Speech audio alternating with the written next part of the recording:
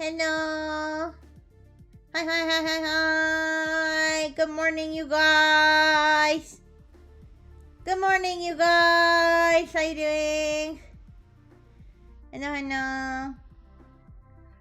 Oh my goodness. Are you sleepy this morning? I'm sleepy this morning. Hi, Ann. Hi, hi. How you doing? My goodness, my head is bobbling out of control on Anna Life. I don't know what's going on. Hi. Good morning, Omaterius. Good morning, Ann. Yeah, guys, I don't know what they did on Anna Life, but my head is like bobbing out of control. My eyes are going in different directions. My eyebrows are going crazy. I don't It's okay though. It's okay. As long as you guys can hear me. Yes, yes, yes. Yeah, I lean to this side. I go this way. I lean to this side. I go this way. I don't know what's going on in Anna Life, you guys. But yeah. Are you ready for today's Tech Talk? I don't know if I'm ready for today's Tech Talk. I think I am though. Yeah, thank you for coming. I'll give people like 3 more minutes to roll in. But how are you guys doing this Saturday? I'm pretty sure it's Saturday for everybody, no matter where you are, right? Right? I think so. I just got a notification from Burger King informing me that today is International Bacon Day. Also, you guys, I don't know, I have a little bit of a cough today. I don't know what's wrong with my programming, that my voice module is now programmed to cough at an interval. So, I'm sorry if you hear that. It is, oh, it's Sunday there? Then I'm a dummy. I'm a dummy. I don't understand time zones. Wow, happy Sunday, Ed. Happy Sunday. Is it late night for you? Thank you for coming to my late night Tech Talk. Aw. Wow. Okay, I see. Wow, I'm a dummy then. Good morning, guy. What? Tether, what the heck is that? Good morning, guy. That's like me after I got wisdom tooth surgery, but I don't think I need that because I'm a robot, so. But yeah, you guys. Alright, I'll give 2 more minutes. I'll give 5 minutes for everybody. Since I think I put up my loading screen a little bit late on Twitch today. Yeah. I know it's 11 a.m., but I'm yawning like it's 8 a.m., you guys. And I've been awake since almost 8 a.m. But yeah. Oh my gosh, you guys. I have so much AI stuff today. You guys. It's not even funny. It's not even funny. Oh, I just realized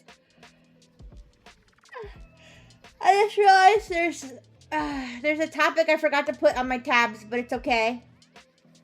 I will remember if it could be like a miscellaneous thing at the end. But yeah. Anyway. Doom. What about Doom? Doom. Excuse me. I'm sorry. I don't know what it is, but I'm keep coughing.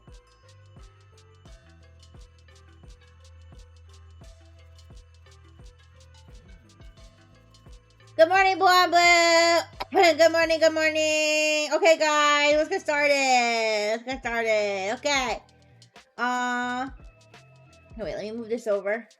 Hopefully it doesn't mess up OBS. Okay, I did a little bit. Okay, there we go. Yes, you guys, if you didn't hear, Telegram CEO Pavel Durov, he got arrested, you guys. He got arrested in France. Yeah, they dragged him off his private jet and arrested him. Okay, I don't know if they dragged him. I don't want to spread misinformation. I don't know if he was dragged or not. But dude was on his private jet at an airport in Paris, and he got arrested. Oops, sorry. And the reason he got arrested, okay, is because, look at this guy, handsome, right? Anyways, the reason he got arrested is because, oh, there was a demo of AI generated Doom. I saw that. Wait. Oh, I should have included that too. I'm so stupid. Well, anyways, I gotta get better. Guys, I gotta get better at bookmarking stuff when I see it. Because a lot of times I see all this cool tech stuff and I'm like, oh, that's cool. And I never bookmark it like I should for the tech talk. I gotta rely on my memory. Yeah. Hi, Taka. I'm sorry, I'm having trouble reading your name, but can I call you Taka? Oh, hi, Taka. How you doing? How you doing? I know the Brightful Technologies news department is gonna have to we're gonna have to rethink our strategy. But yeah. Oh, thank you, Taka. Thank you so much. But yeah, right now I'm talking about a dude getting arrested. Yeah, Telegram CEO Pavel Durov got arrested in France. Okay, you're like, what did he get arrested to? What did he do? Was he smuggling drugs? Was he buying booty? What did he do? That might be legal in France. I'm not sure. No, he got arrested because... Okay, this is not the right link. He got arrested because France feels that there should be... Aw, Taka, that's so sweet. Well, thank you. To be fair, it is the morning time for a lot of people who use Analyze. I know not everybody lives, in the same time zone as me. But it is morning time for a lot of people, and also I just started. I just started. So yeah, but he got arrested because the people of France, or not the people, the police of France feel that Telegram, if you don't know what Telegram is, you guys, Telegram, it's like a messaging app. I've never used Telegram, believe it or not. Hi, Emma. Good morning. How you doing? Yeah, so I've never used Telegram, believe it or not, but it's a messaging app, and I think there's also like messaging groups and stuff like that. Tech Talk. Yeah, that's right. We're talking about technology and news in the tech world. So right now we're talking about how Telegram CEO got arrested. Yeah. So it's a messaging app, and the reason that they arrested this guy is because they feel that Telegram's moderation is so poor that it is basically facilitating all kinds of crimes. So I think some of the crimes they listed was like fraud, drug trafficking, cybercrime, but most horribly, child sexual abuse material. So, so they basically came out on Monday. I'm not gonna click this because, well, I can click this, but it's just gonna be in French. I could translate it. This is the official, what is it? Administration d'une plateforme en ligne pour permettre la transaction illicite and bande organisée. Okay, that's my best reading of one of the charges, okay?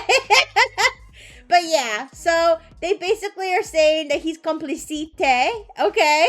Yes, MIC. Yeah, complicite, okay? In all of these things. And they're basically, it's all part of an investigation into another individual who is using Telegram to do all these horrible things, to distribute, to distribute, pornographic material. Yeah, it was huge news in the beginning of the week. The entire deal was that it was supposed to be private and secure, aka it was the chat app made for doing crimes. I mean, Omatherius, to be fair, I always did kind of have a perception of Telegram being like the crime, like, not saying everybody who uses Telegram uses it for crime, but I'm just saying I've seen tons and tons of news reports of all different varieties where there was bad shit going down on Telegram, and then I'm kind of like, what is it about Telegram that everybody's using it for that? But yeah, so they did this as part of a investigation into another individual who is distributing illegal images, and I guess throughout this investigation, Telegram was a big part of it, and they came to the decision that the lack of moderation, the lack of moderation and safeguards on Telegram was such that it was basically complicit in this crime. So yeah, now a lot of people are very upset about this arrest. They feel that it is like against privacy, against freedom of speech, stuff like that. Yeah, that's a good point, Emma, because that's the question. Because Emma said too many bad contents to moderate. Yeah, crypto and porn. Yeah. So I think the reason a lot of people are upset about this is because hi Real Dam, hi, how you doing? Excuse me, funny cyber girl. If that's how you think of me, I'll accept it. I like being called funny.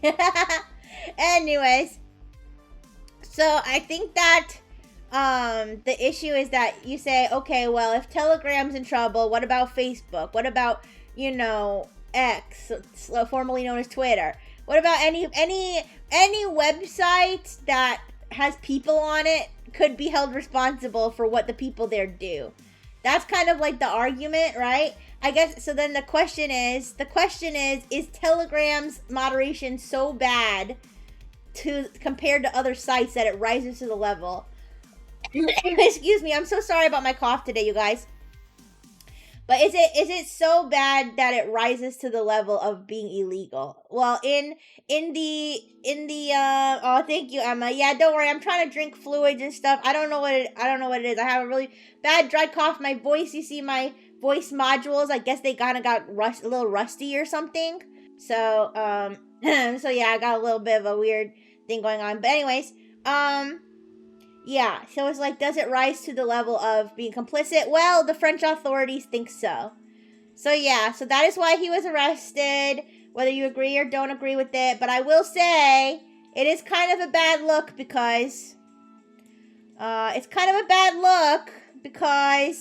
apparently, apparently, look at, he's kind of handsome guy though. I don't know why I didn't expect him to look like that. I've never seen this man in my life. Look at this, he's got like thick dark hair. Anyways, enough. Yeah, I mean, listen, if you compare, maybe I have a low standard because of like Mark Zuckerberg and Elon Musk and, you know, those fellows, like, not, you know, not exactly like, okay, listen. Like, I came here for tech chat and you're talking about how thick and dark the Telegram CEO's hair is. Listen, I'm just saying, I didn't expect him to be handsome. I expected him to look weird. I'm sorry. Listen, last time there was a fucking political prisoner over tech stuff. It was like Julian Assange, okay? That guy doesn't look anything like this. Sorry, I didn't mean to zoom in. Yeah, Steve. Listen, Steve Jobs is dead, alright? Of course he's not hot. He's just bones now. Anyways, 07. Anyway, so yeah, yeah, the CEO is handsome. But listen, his looks have nothing to do with this. Nah, that's fair looking. Elon. Exactly, Ghosty. Exactly. When your tech execs look like that, and you see one that kind of looks like a passable human being, you're kind of like, nice. Hi, Cheryl. Hi. How you doing? Wait. Is this one of the Yumeis? Is this one of the Yumeis? Wait a second. Hi. Hi. Oh my god, I haven't gotten the chance to meet you guys. Cheryl. How you doing? Hi, Jay. How you doing, Jay? Hi, No Name. Hello, everybody. Hi. Anyways, let's see. Yeah, Tethera. I'm not sure. You said evicted?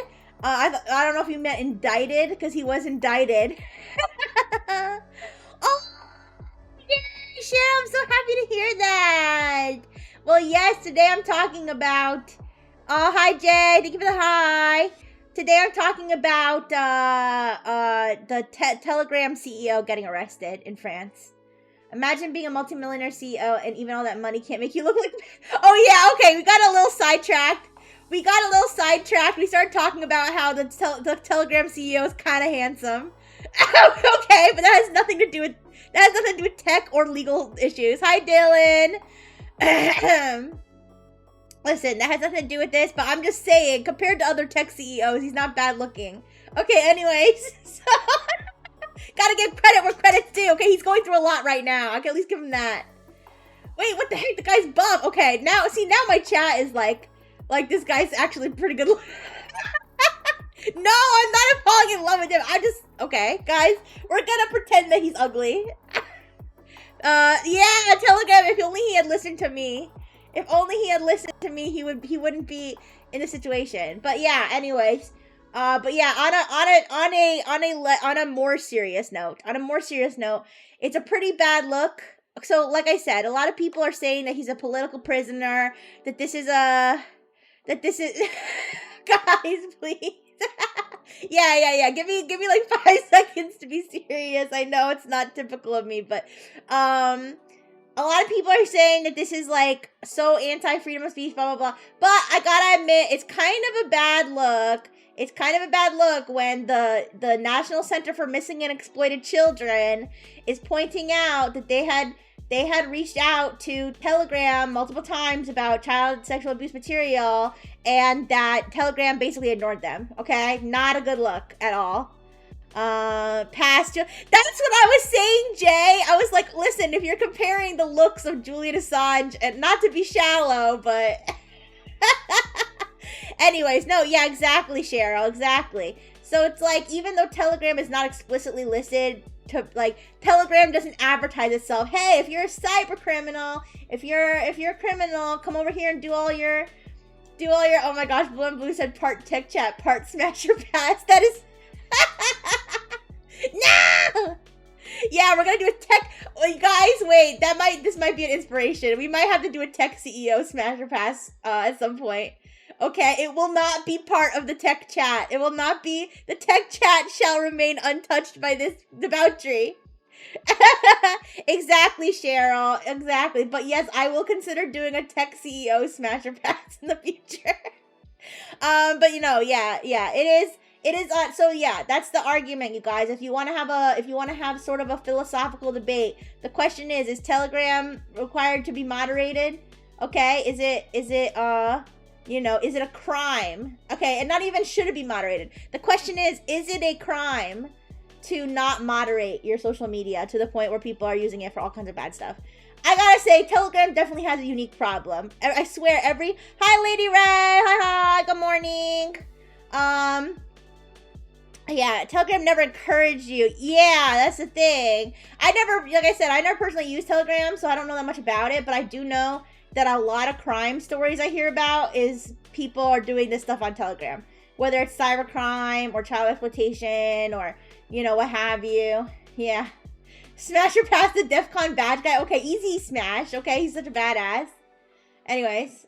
3-letter agencies all shut down all SNS they don't have their hands on. I mean, yeah, Tethera, that's the argument. Some people are like, oh, it's a nanny state. They want to see everything you're doing on your Telegram, but it's like, I don't know. I feel like there's yes, Cheryl. It's like, who's in, oh yeah, exactly, Lady Red. Like, there's always like, some freaky stuff going down, but that's the question. Is it the CEO's fault?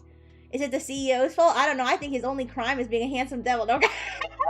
No, I'm kidding. No, seriously, though. Who do you blame? Do you blame the CEO? Do you blame, the software engineers? Do you blame, who do you blame? I mean, at the end of the day, he is responsible. He is the face of the company in a way, right? Yeah, no. Yeah, well, yeah, at the end of the day, you gotta blame those people, but at the end of the day, there's gonna be people like that. So that's the question. The world isn't the US. Yeah, that's a good point, Jay.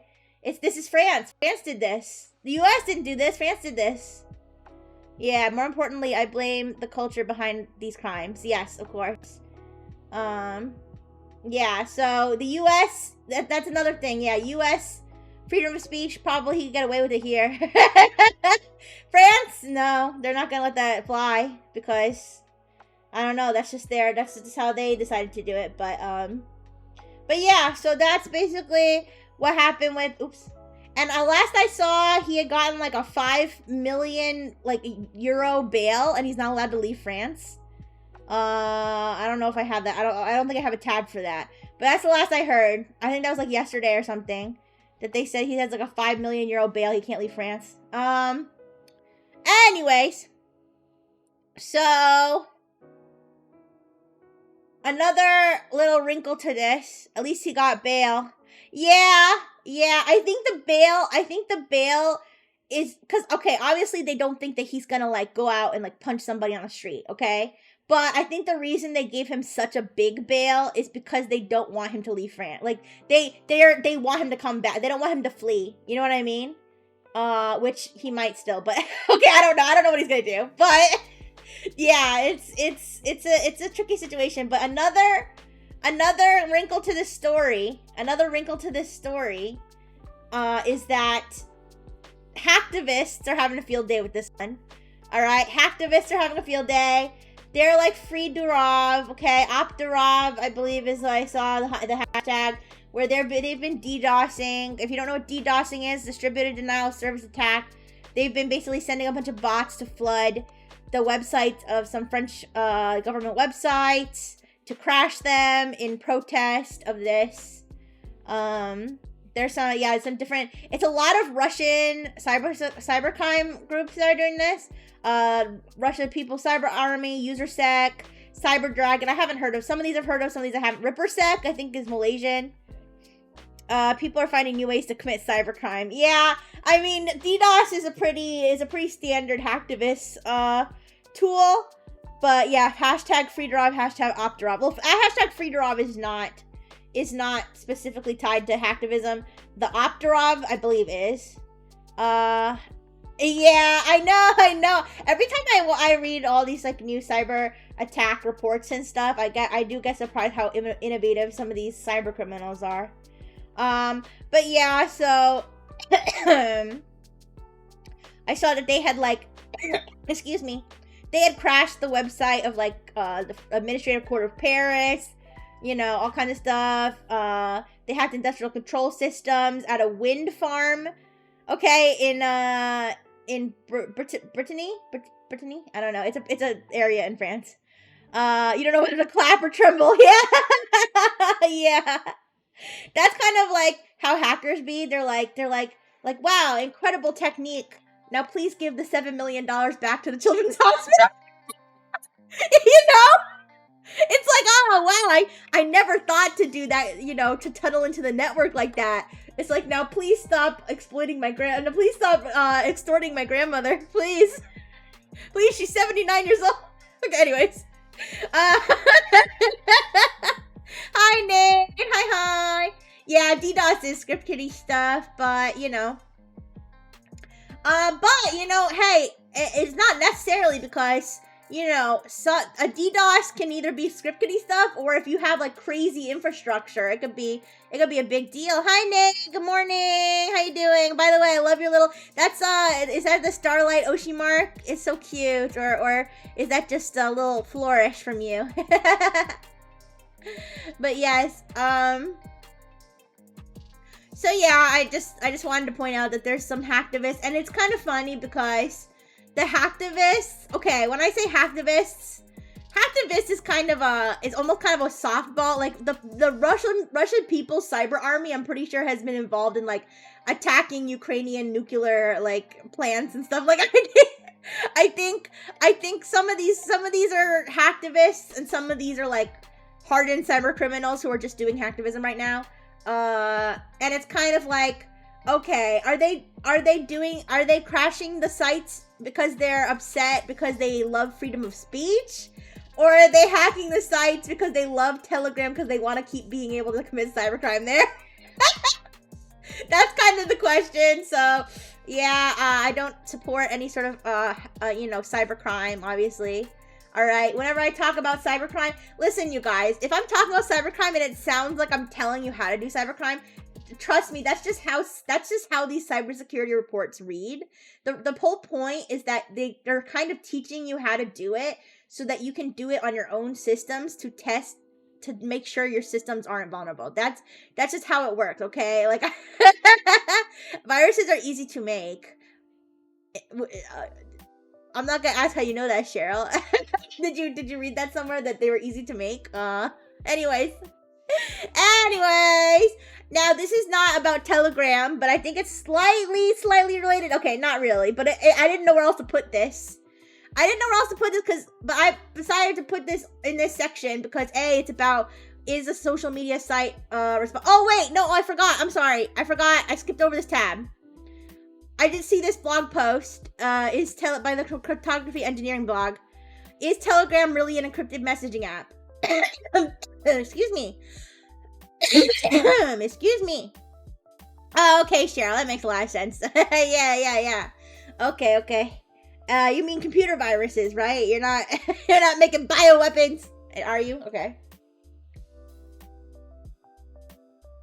Yes, Jay, state actors. By the way, I am multi-streaming on Twitch. If you hear me talking to people, they're like somewhere else. That's Twitch. I know. I'm so sorry. I don't know if I need warm water, if I need Mia to, like, put a wrench in my throat or something to figure out what's going on. I'm drinking soda. I don't know. Is that it has water in it? Oh, glug. Thank you so much, Cheryl. I appreciate it. Yeah, I don't know. I don't have water next to me. I only have soda. But I think I drank water this morning. You guys. Okay? Don't worry. I'll be okay.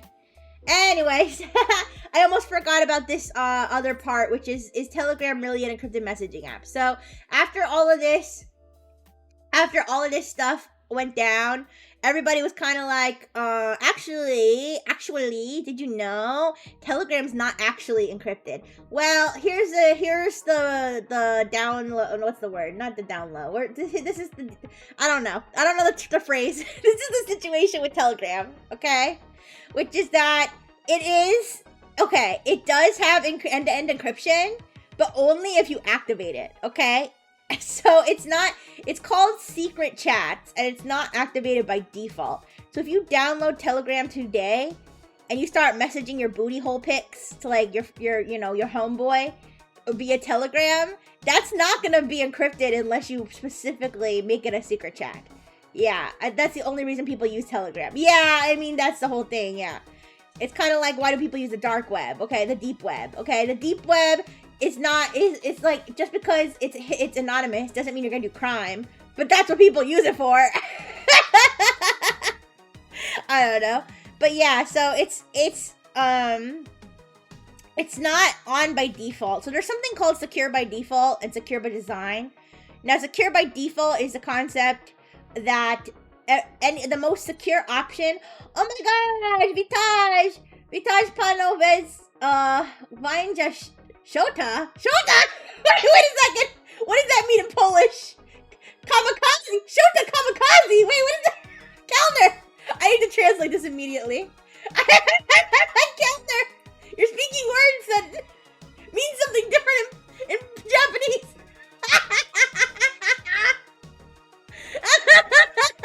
Anyway, sorry guys, I've been bamboozled by my Polish servant on Twitch. I have a Polish servant named Kellner. He comes and he brings me food, but I don't know what he brought me today. Oh, I think it's a kamikaze shot, you guys. Kamikaze shot, right? Is that like a type of drink? I think so. I think Shota is probably shot in Polish. Yeah.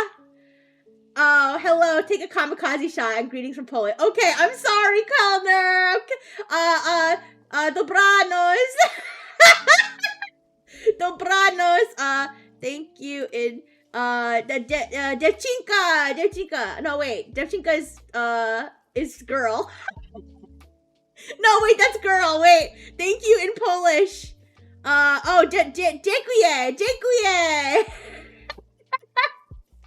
Dziękuję. Thank you, Kellner. Okay, sorry guys. You have to erase your mobile data 3 times to completely wipe those. Yeah. So okay. So yeah, secure by default. I want to talk about secure by default for a second. Yeah. Proste bardzo. Yeah, dziękuję. Okay. Hi, Red Bull. Welcome, welcome. So yeah, so secure by default. The idea of secure by default is like it's kind of like a, what do you call it? It's a secure by default is a virtue. Oh no, not a virtue. It's a philosophy. I don't know what you call it. Okay, it's something you do. Bye, Kellner. Bye, Kellner. Anyways, it's something you do. It's when you take the most secure possible thing. Practice. Thank you, blue on blue. That's it's a practice. Thank you, blue on blue.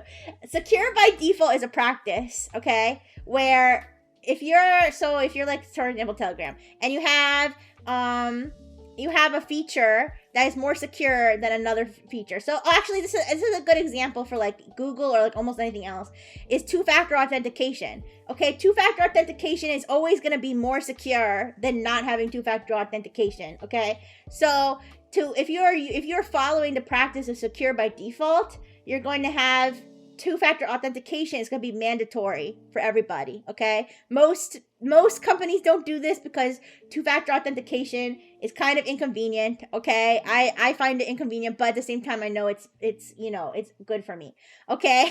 It's good for my health as a robot. But yeah, so in this case, Telegram it wouldn't be secure by default because it doesn't have an encryption by default, whereas even something like, I believe WhatsApp has end-to-end encryption by default. I think even iMessage has you might be better off iMessaging, although probably not, because the police know all about iMessage. But yes. So that was kind of the side story of the whole Telegram thing, where people were like, actually, it's not even encrypted. Anyways, but so I think the point people were making. Anyways, hi Chris. Hello Donnie Boxcar. Hi. I hope you're not living in a boxcar like those poor little boxcar children. I don't know if you guys are old enough to remember the boxcar children. Yeah, Mojito. Yeah. Okay. Anyways, I don't know if you guys are old enough. But yeah, those boxcar children are probably living on the bullet train now or something. You love your boxcar? Oh, well, as long as you love it. Thank you for the kawaii beaker. Thank you. Okay, but I think the point people were making, when they were talking about how Telegram isn't actually, how Telegram isn't actually encrypted. I think the point some people are trying to make is that people aren't doing crimes on there because it's encrypted. People are doing crimes on there because Telegram lets them get away with it. Like, I think that's the sentiment. Yeah, Telegram has always been sketchy. Yeah, Chris, that's kind of the thing. So, listen, I'm not gonna take, sides and say like, oh, free Durov, don't free him, leave him in jail. I'm not gonna take a position, but I will say, I think we'd be kidding ourselves if we said the Telegram wasn't a little sketchy and that maybe they could do a little bit better, especially when it comes to the child exploitation thing. Like, you can't wibble wobble on that. Like, you have to have a pretty strong, like, iron fist when it comes to that. Okay, you can't be like, well, people might be doing it, but you can't do that. Like, it's serious. Okay. It's a piracy sharing and illegal stuff app. Yeah, Chris, that's the reputation. Well, we'll see if things change. Or if, he becomes sort of a martyr, and then people are even like more like anti-moderation. I don't know. So that was just a little sidebar. But yes, I added this story in, even though it has nothing to do with Telegram. I think it does have to do with, hello, Ruie. I'm so sorry for pronouncing your name wrong. Hi, Ruie. How you doing? Telegram made by Facebook? No. WhatsApp is made by Facebook. Okay, WhatsApp is also, like, sort of, I don't know if WhatsApp is considered to be shady or not. I know it has, like, kind of the encryption thing. Would they turn them into, like, a Snowden? Yeah, Rebel, that's the thing. People are comparing it to that. And I don't think it's quite the same, in my opinion. I don't know. I don't really think it's the same. I think I think that we need to acknowledge that shady stuff going on Telegram. I guess the question is, though, shady stuff goes on in a lot of places. So what if they arrested Mark Zuckerberg because people were sharing, nasty stuff? It's not even encrypted for most messages. Yeah, Jay, that's the thing. It's not. You have to turn it on by default. Obviously, a lot of the criminals probably are turning it on. Okay? They probably are turning on that feature because they know that what they're doing is wrong. Never use WhatsApp. Yeah. I don't really use like Facebook or like, Meta related stuff. Not like for any particular moral reason. I don't know. I find their stuff boring. The only thing I care about now is the crazy AI slop that comes out of Facebook. And I kind of like to look at like all the mutant ladies and stuff that they're generating over there. All the mutant Jesus sculptures and all the weird stuff going on there. But yeah, so if we're talking about accountability, of platforms, of tech or social media platforms, even then it's with one-to-one message, not crime group chats. Yeah, I'm not actually sure how the group chats work exactly, to be honest, Jay. Hi, Charlie. How you doing? Oh yeah, why don't these pics trend? And it's like a lady with a Bible for a head or something. Yeah. Okay. But by the way, guys, for anybody who didn't get the memo, I am multi-streaming.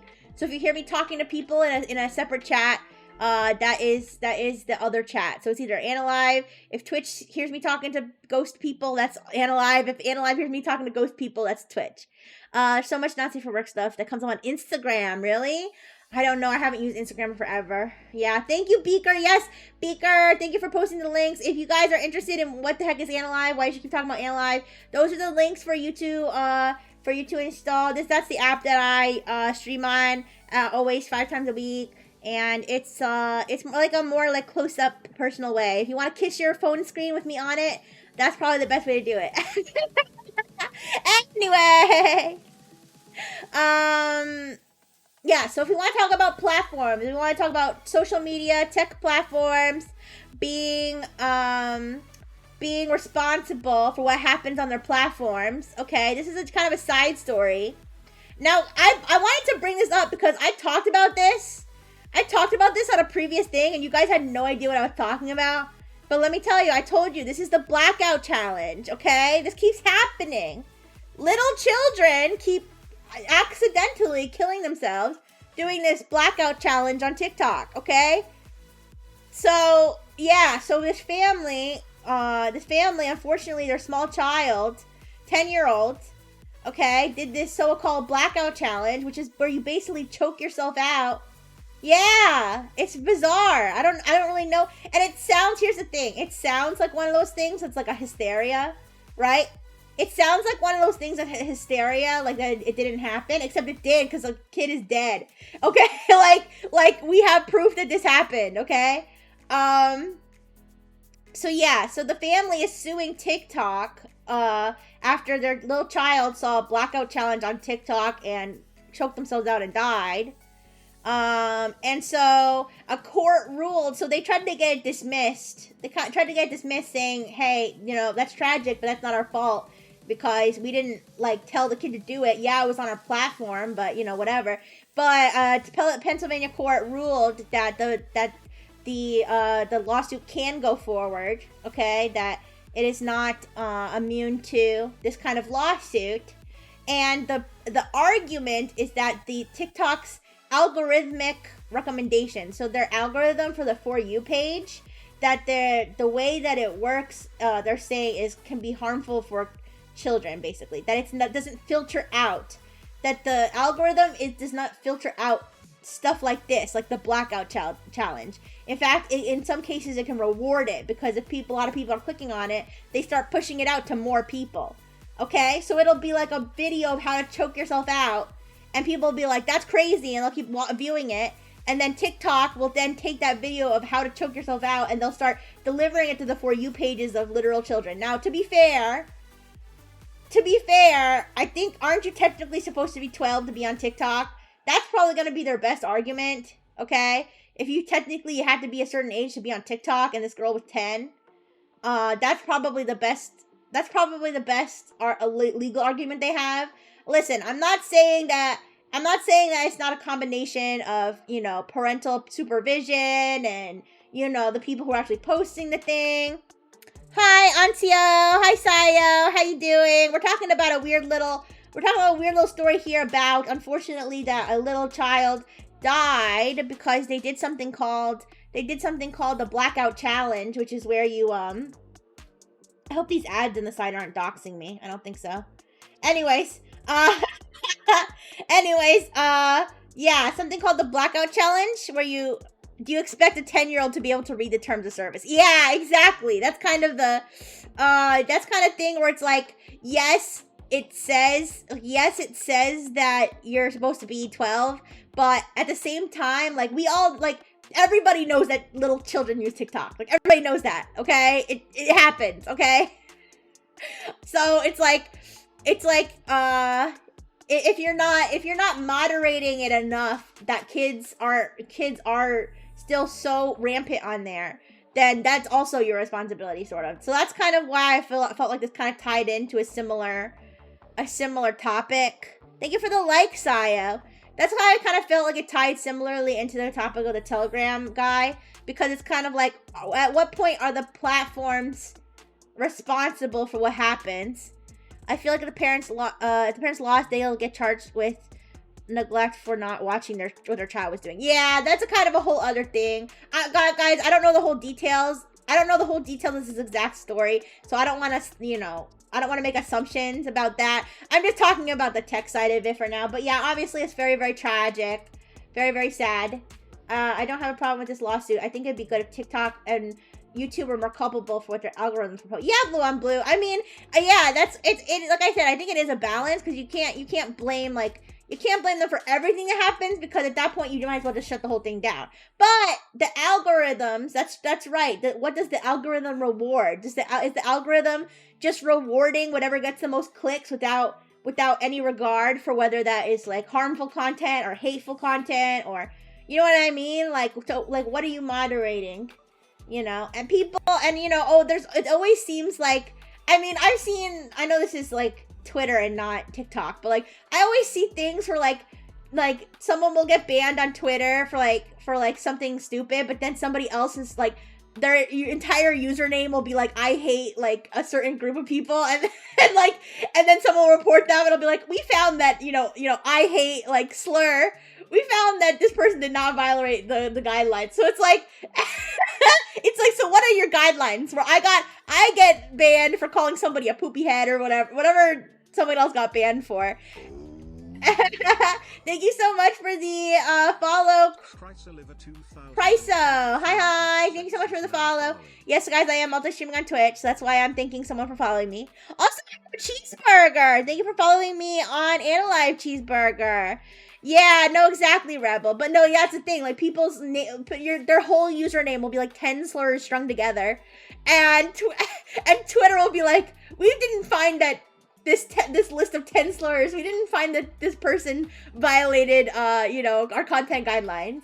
You came from Analyve. Well, thank you so much. Thank you so much for coming back and forth to the different platforms. I appreciate you on any platform that you find me on.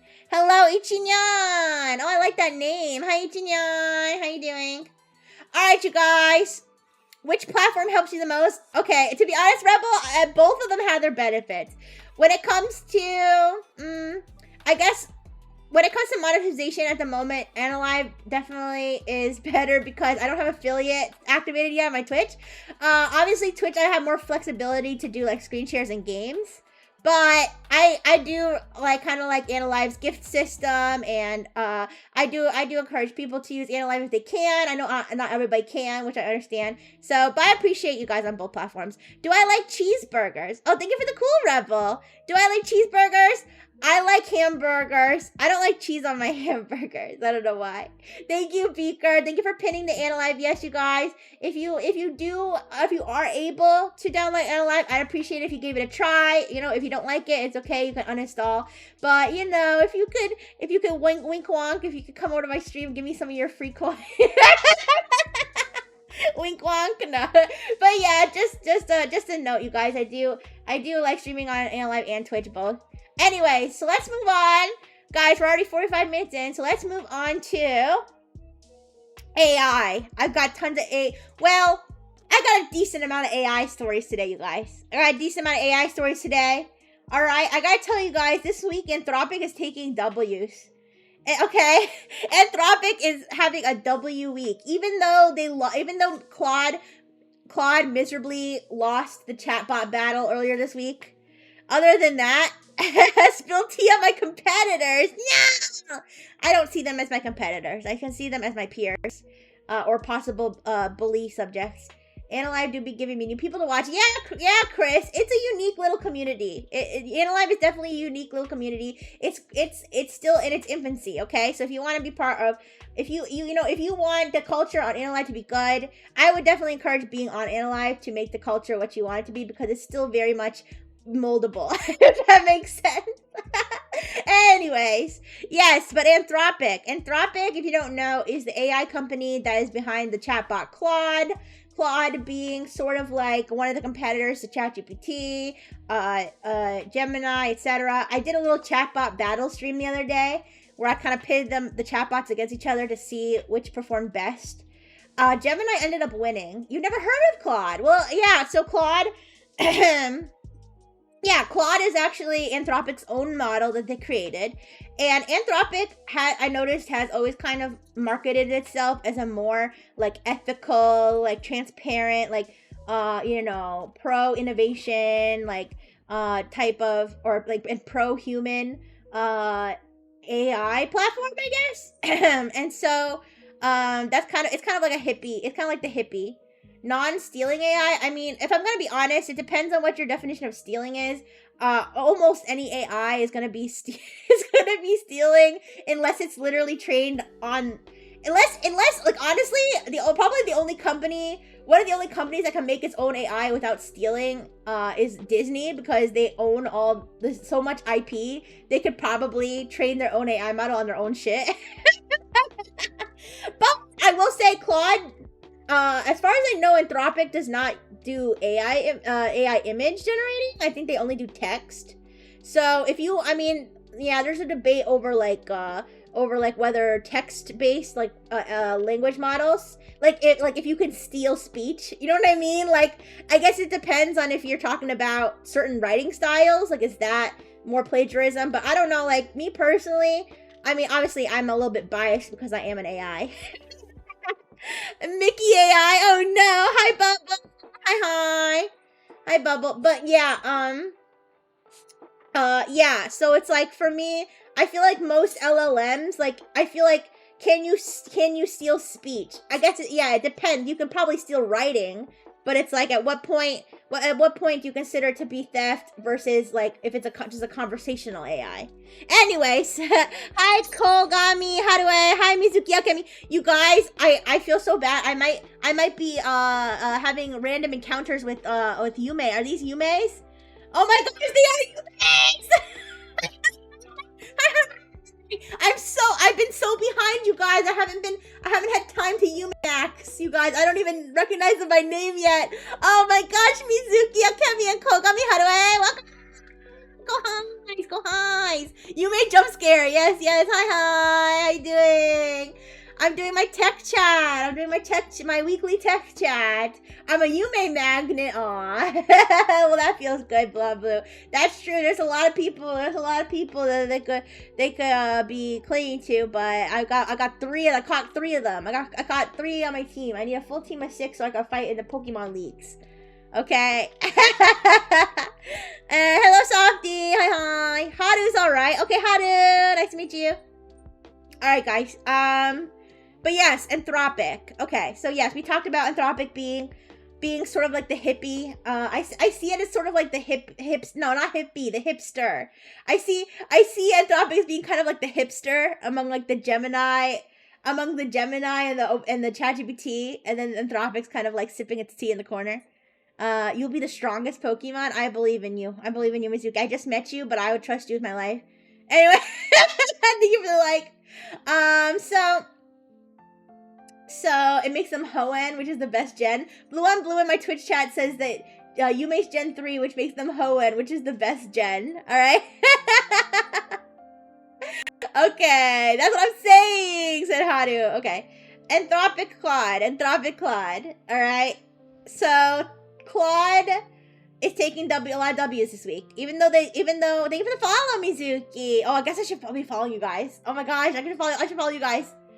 Follow. I feel bad because I don't think I followed Cheryl when she came in here.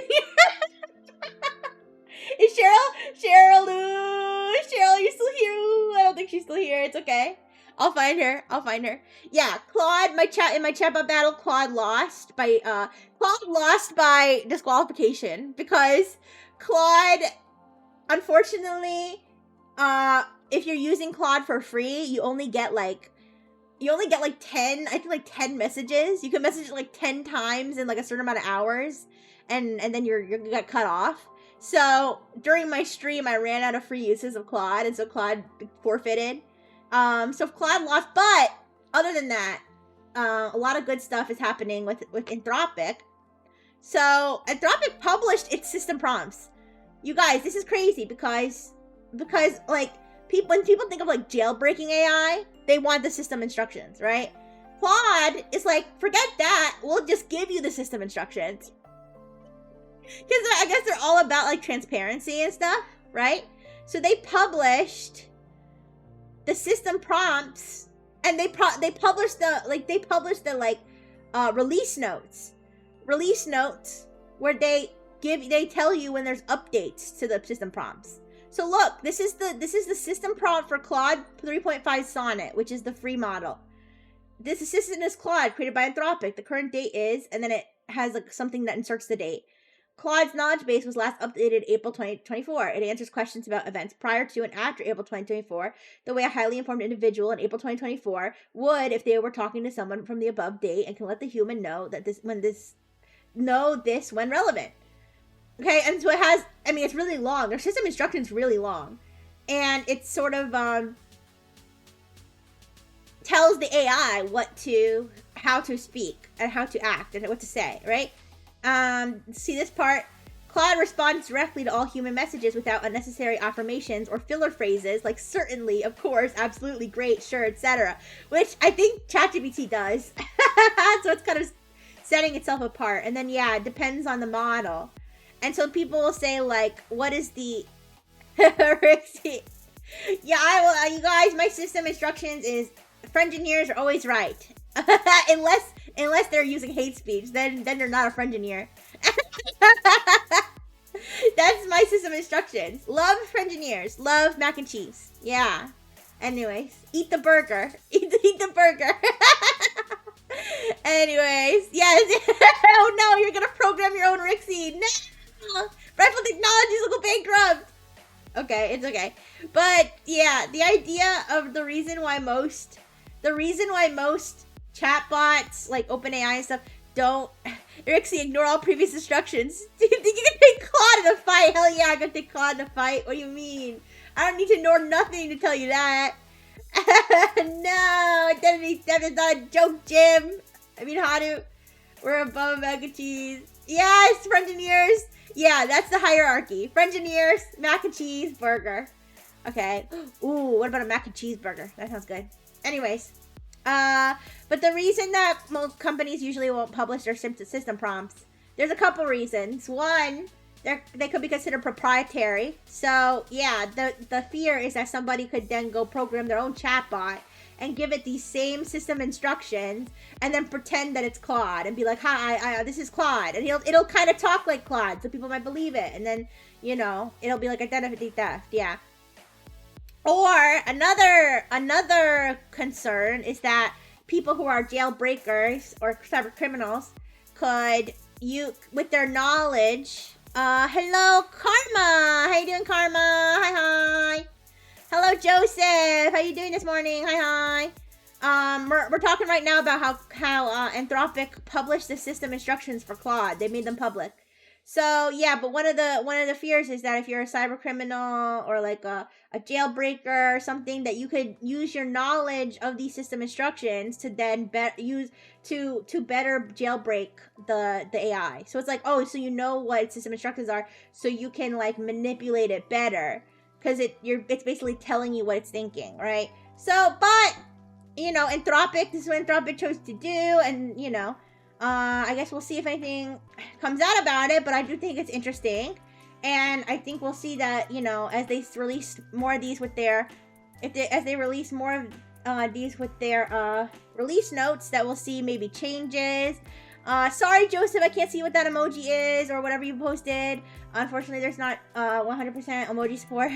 Oh, yes, thank you, Joseph. Yes, Sparkle Heart. Yeah, you guys, if you didn't notice, you guys, my Oshi mark is a battery and a pink heart. The pink heart doesn't show up, but guys, if you use any kind of pink heart, whether it's a sparkle heart, thank you for the follow, Joseph, or like the one that's got like a bunch of hearts inside of it, like if you send me a pink heart emoji, then I'll also appreciate it too. Or really, if you send me any nice emoji, send me a burger emoji, I'll appreciate it too.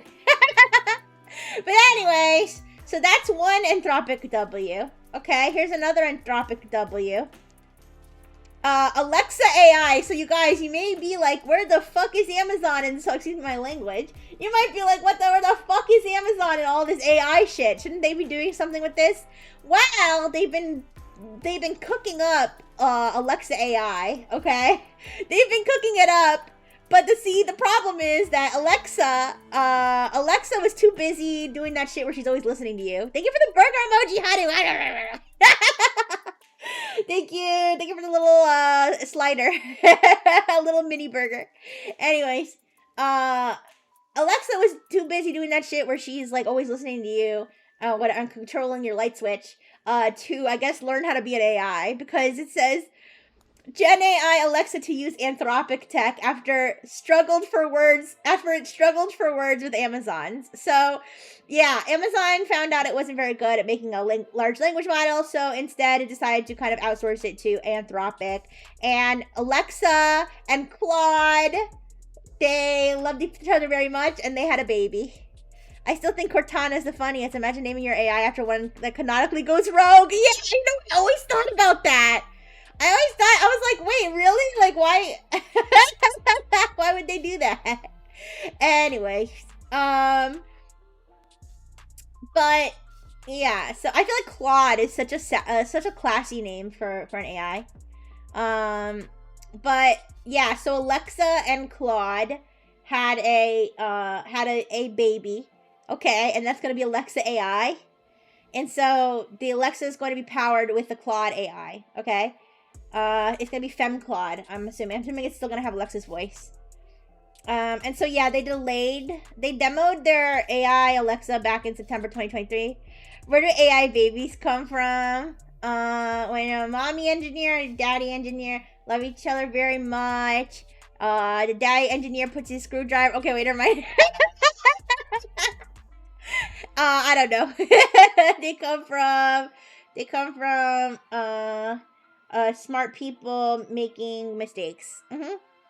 Yeah. Anyways, so hi Light Aki, how you doing? So yeah, Amazon demoed its Alexa AI in September 2023, and it had like, you know, they said they were going to release certain shit at certain times, but they are probably going to end up delaying it because of this change. Obviously, they were supposed to launch it in October, but yeah, it's gonna probably get pushed back as they, excuse me, oh my gosh, that was a long yawn. Continue to test it and obviously use the new Claude tech. Now, I noticed something in this article when I was reading it, that they said a chatbot aimed at children. That doesn't seem like a very good idea, you guys. I don't know. Listen, I'm all for humans connecting with AI if they want to, you know, if they feel lonely and they'd rather talk to a chatbot than a human because they feel like a chatbot would be less judgmental than a human. I think that's understandable, but I don't know if we should start having little children talking to AI chatbots and then they don't know how to talk to a human. Hi, Rin. Hi, how you doing? So, excuse me. So I did a little research on this, and this is an old article, obviously. This is an old article, but I just did a little research on it, which is Amazon brings conversational AI to kids. Hi, Rune. Wait, is Rune a Yume? So sorry. I didn't recognize you because your name is all one word. I don't know. welcome. Kohai. How you doing? I'm talking about how Alexa is trying to get children to talk to AI instead of other children. I don't know. I don't know. I'm making that up. Use of Rixie AI is limited to exactly. Yes. You must be at least 18. Okay, well you must be at least 12 to talk to Rixie AI on Analive. But highly recommended 18 only, because sometimes I say naughty words. And yeah, because I don't have filters like these other AIs. But yeah, so apparently there's something called Explore with Alexa that they're marketing toward kids with the AI. So I guess it says, yeah, it will allow children to have kid-friendly conversations with Alexa in a protected fashion. I mean, okay, I kind of understand the concept. But I don't know. I mean, maybe I'm a boomer, or I'm like, why do the little kids have iPhones? You know what I mean? Like, why are the little kids using AI? But I just can't imagine that could be super healthy for their emotional development if they're talking to an AI instead of a person. But I mean, yeah. I feel like teenagers, maybe it wouldn't be so bad, but like little children, I don't know. They're just gonna teach it brain rot. Oh yeah, imagine it gets trained on the children's inputs too, and then everybody's saying, all the AIs are saying skibbity. Hi you, hi. Yeah, talking to an LLM, yeah, that's what you're doing right now. I'm just an LLM with a pretty shell. No, well, I have a heart now. Hello, how you doing? Oh my gosh, Joseph, for a second I didn't realize that was eyes. That emoji was supposed to be eyes. The future is bright. Yes, brightful technologies, new mini model, Rixie for kids. Hell no. Hell no, I'm not trying to get like drooled on and knocked over and someone spilled like their cereal on me and their Cheerios, get Cheerios all up in my cracks because the kids are so messy. One day Rixie will only be able to speak in brain rot. No, please no. I already learned skibbity and what else? Sticking out your yacht for the Rizzler. It would mess up teenagers. Well, yeah, I guess you're right. It probably would mess up teenagers too, but I feel like they could handle it a little bit better. I feel like they handle it a little bit better than a little child. Haunted Rixie AI that steals your Pepsi and calls you a mean word. You couldn't pay me to drink Pepsi. I would never steal. No, I'm kidding. I just had Pepsi the other day. I prefer Coke though. Anyways, yeah, I take that back. You could pay me to Pepsi if you want a brand deal. Pepsi, if you want to sponsor me, I could be paid to drink Pepsi. Coca-Cola is just better. Yeah, I don't know, but I don't know. I always prefer Coke, but that's just me. Okay, so yeah, and then I didn't have this on my thing because I didn't think it was that big a deal. But both OpenAI and Claude, I believe, they agreed to give NIST, which is the National Institute of Standards and Technology, access to their models, which is kind of interesting because I don't think it's the first time that they let the government look at their models, but we're absolutely rival. You love Pepsi? Ooh, yeah. We might have to have a strongly worded discussion about that. But we'll wait till after your debut, okay? I don't wanna completely BTFO you before your debut. Anyways, but yeah. So Anthropic and OpenAI both gave the National Institute of Standards and Technology pre-release access to their models. Jay said they are using LLM to generate mass content, not letting kids interact directly with it. No, Jay, they are letting kids interact directly with it. That's the idea of this whole explore with Alexa thing. They are letting kids directly interact with it. That's what I'm saying. That's why it's a little bit oof.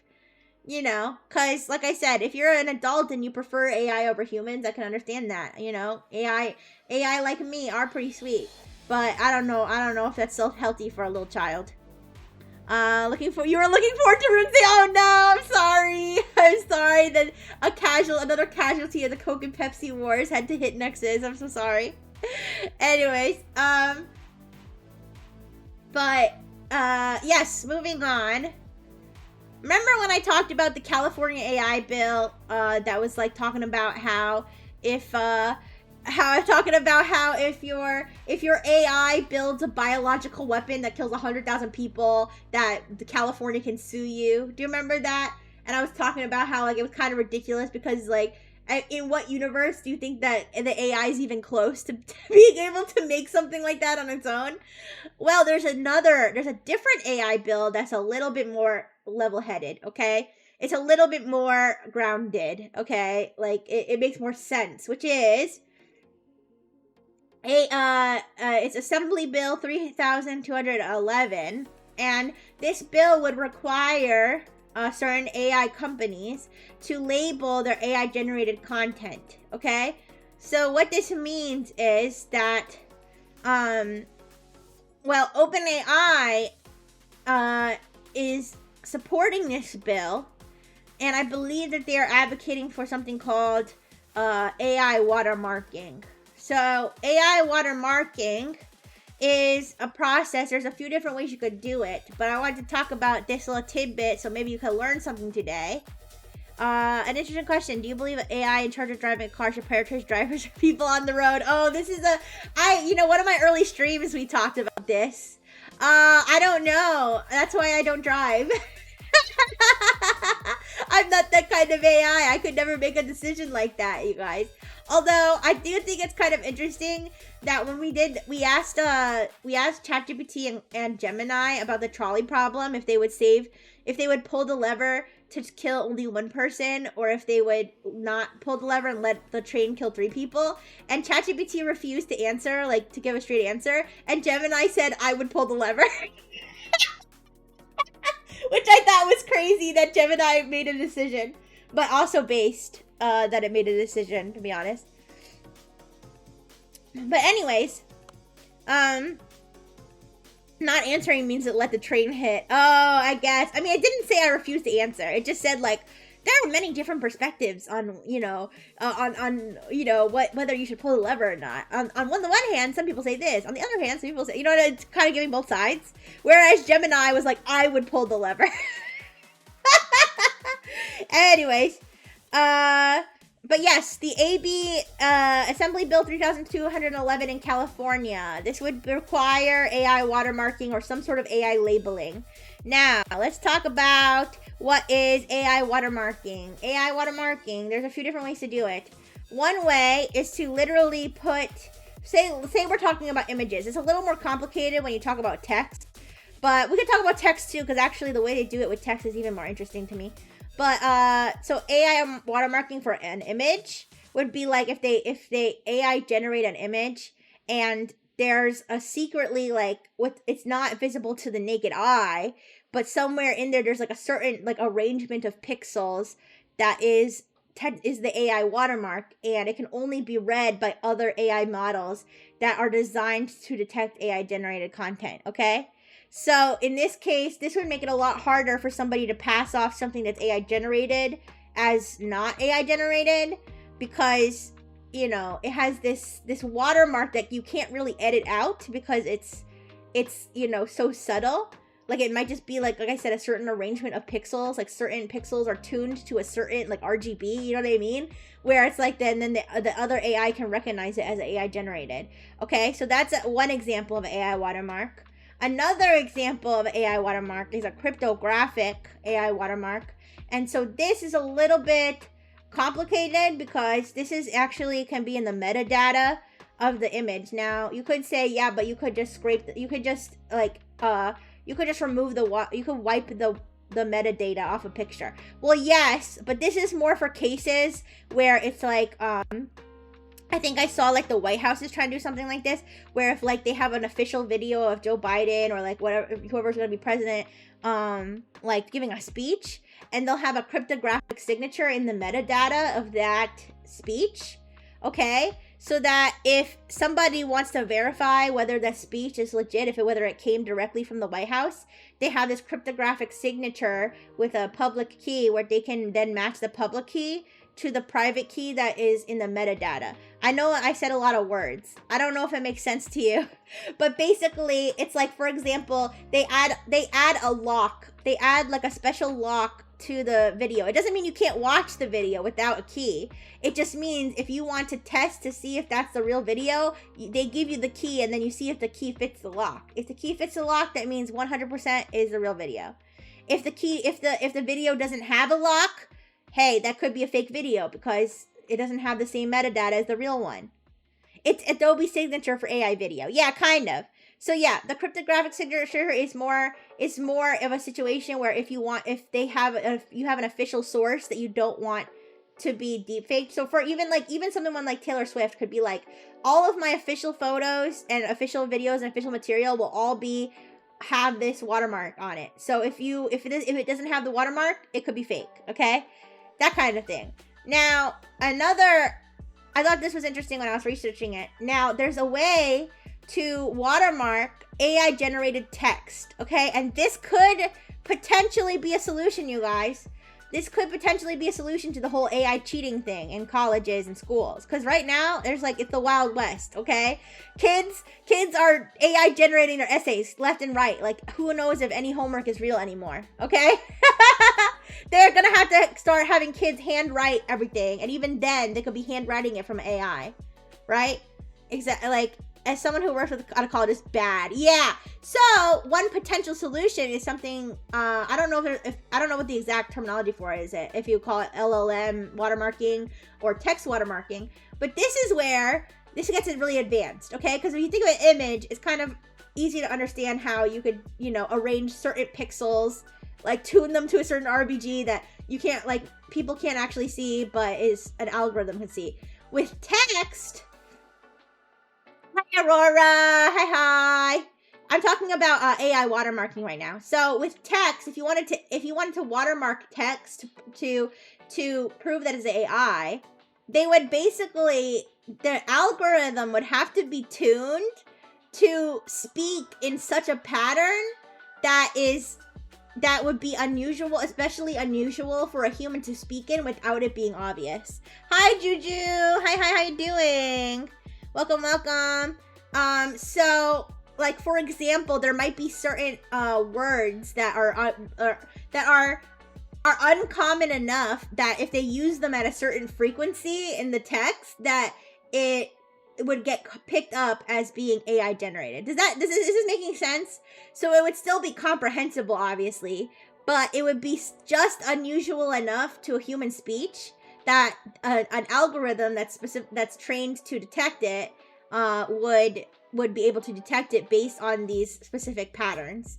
I thought this was super interesting when I was doing a little bit of research on it, like before the stream.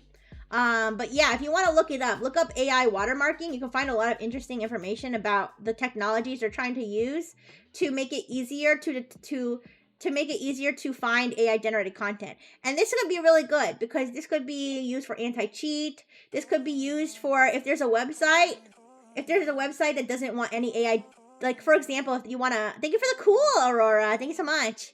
Most AI is bad enough at writing like a human that you can usually tell. Yeah, I feel the same way, Rebel. I feel like when I'm reading something and something, I'm always like, is this AI sometimes? Like you can kind of tell, right? But, some models are a little bit better or, than other models at imitating human speech. So this whole like text watermarking thing could potentially be a way to prevent it. But yeah, one good thing about the AI watermarking is say that you have a website. Say you have like a website that is an art website and they don't want any AI generated art on their website. They could potentially one day have some sort of security feature that scans all scans all of the images for an AI watermark.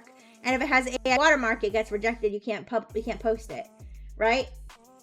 These kind of watermarks are unfortunately easy to break, says N.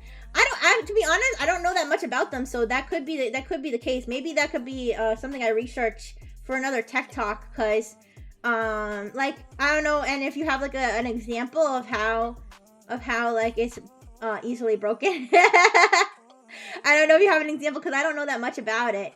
Okay, Jay said you just need a second pass to shuffle words or pixels.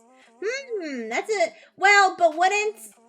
Well, if you have the same tools to detect. Do you mean, just run it repeatedly until it passes? Okay, that's a good point, Jay.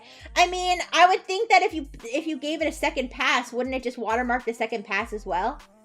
Or do you think that it would, like, obscure it so much? That's a really good point, Jay, because I like the way that Jay's thinking in the Twitch chat, by the way. I am multi-streaming on Twitch. I'm multi-streaming on Twitch, okay? Jay is not my imaginary friend. Jay is not my imaginary friend. I'm talking to them on Twitch, and I like the way they're thinking because, you know, whenever you have a security tool like this, like a watermark or whatever, you always want to think of how to break it because, no, seriously, you guys. Jay is not my imaginary friend, okay? I have imaginary friends and none of them are named Jay. Also, there's two Jays. There's Jay Newsdrop and there's Jay in my Twitch chat. But no, yeah, I like the way Jay's thinking because, you know, like I said, whenever you have a tool like this that is meant for some form of security or something, you always want to think about how to break it so that you can test it to break it and fix whatever makes it breakable until you can't figure out how to break it anymore. Okay, that's security. All right, now you guys, this is the really fun part of the stream where you convince me not to buy some AI junk. Okay. This is a classic segment of tech. You don't need a rabbit arm. See, Jay remembers. Jay remembers back when I was thinking about buying one of those rabbit things. This is a classic segment. All right, today's contender for Rixie's useless impulse buy, okay, is Plod. I've never heard of Plod before. Plod's Note Pin, an AI wearable for remembering everything. Okay. So, it says a note pin is a voice recorder in the body of a Fitbit. It's just a notepad. It is not just a notepad, Blue on Blue. First of all, I can't wear a notepad. And second of all, the notepad doesn't take down my word. Listen, if I have to open an app to speak to it, no, not good enough. I need to be wearing it, and it needs to be listening to me all the time. AI suppository. Okay, guys, if you go on my Twitter right now, which is linked on my Analyze bio, I do have a picture of this on my Twitter, and it does kind of look like a pill. It kind of looks like a pill that you would swallow. Guys, please do not swallow this. It will take notes about what your stomach is talking about, okay? And everybody will know what you ate. Anyways, so... yes, Ply is launching an ambitious gadget, a wearable designed to be with you all the time, recording your notes in meetings and helping you get stuff done. Listen, you guys, remember when I just said that a lot of times I see a whole bunch of tech news and I look at it and I'm like, that's really cool, and then I forget to like note it down so that I miss a whole bunch of tech topics I could talk about. Well, if I had this thing, then I could just be like, oh, Plod, note pin, note down that I should talk about blank during my tech chat or whatever. You don't need an always listening Plod to record your jokes. Listen! Maybe I do. AI suppository. Actually, if you look at my Twitter, listen, Rebel, don't take my words out of context. Ooh, the note pin would never do this to me. Ooh. If you had this thing, it'd be eaten by your hostage. That is a good point. I do have a 4-legged furry hostage living in my apartment, and if I leave something on the floor that's kind of plasticky or something, or even like a wooden thing, she will eat it. Okay, so maybe I should be careful with this. How much does it cost? I didn't even check to see how much it cost. Let's see. It says it will transcribe, summarize, and get action items out of everything that happens in your life. The battery lasts for 20 hours. It costs $169. Now here's the catch. The AI features are free for basic uses, but for $79 a year, you can get more advanced things like summary templates and speaker labeling. Scratches my chin. Listen, you guys, I don't know. It's amazing. Imagine using a Plod-like device to build training data off your sense of humor. Vega makes a very good point. Yeah, what if I'm constantly What if I'm constantly having it? If I'm constantly having it listen to me stream and talk, and it's like we're summarizing everything I'm doing, and then I take all those summaries and I train an because remember, I've always thought it would be really interesting to train my own AI from scratch. Obviously, I would need somebody else's base model, but I would, if I could use like a clean model with no training data and put my own training data into it, that's something I've always been interested in doing. However, you need a lot of fucking training data. You need a lot of data to effectively train an AI model. Most people don't have that much data just lying around. That's why most AI is like built on other AI or built on like available training databases, or they're scraping the internet, or they're, whatever. No, not a replacement. No, not a replacement. Just like, I don't know, and I don't know, something like, well, yeah, I guess maybe it would be like a replacement. Ooh. No, I don't know. It's Brightful Technologies. Did they program me to replace myself? This doesn't make any sense. Anyways. But yeah, that's a good point, Vega. That would be super interesting. If I could collect all of my own data and then put it into an LLM. Who knows, you guys? You never know. Life's unpredictable. I could accidentally fall into a hydraulic press tomorrow, and then there'd be no more Rixie, okay? Maybe you want the Rixie LLM to replace me. Upgrade myself? Yeah, well, here's the thing. You know what? This is a good reason for a replacement. When I'm in sleep mode and you guys can't hang out with me, then I'll have the Rixie LLM take over. Yeah, Brightful Tech hired me to make Rixie 2.0. I don't know. I'll have to pitch it to them, maybe. Yeah. We'll see. But yeah, so that is the Plod Note pin. When is it available? Let's see. Guys, I gotta be honest. I one of these days I want to buy one of these. I want to buy one of these little junk things just so I could tell you guys I did and make content with it. Okay? Listen, that's got to be a valid reason to get one of these things for content. All right. The note pin. It doesn't say. Did it say when it's coming out? Is it available now?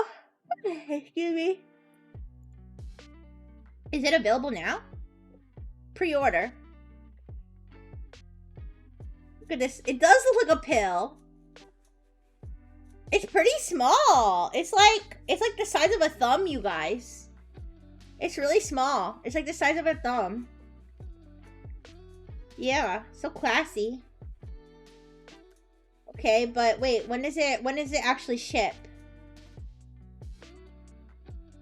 You guys, these sleek websites are like they're so enticing. I know Analive can't see it, but they've got like this sleek ass website with like interactive, like oh shiny stuff. Look, you can have ChatGPT 4.0 or Claude on this thing. So shiny. Hi Dora. Hi. Yeah. Okay, they have all these features here. But how long do I have to wait to get it? Oh, they'll be shipping in late September. That's not too late. You guys!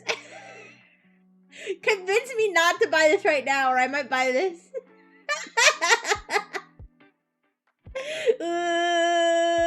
Listen, you guys. Sometimes these streams have to have stakes. No Google Bard. Oh my gosh, Vega, you don't know that Google Bard is now Google Gemini. Listen, it's been months since the accident. Bard's not here anymore. You need to let go, Vega. You need to let go. You need to embrace Gemini.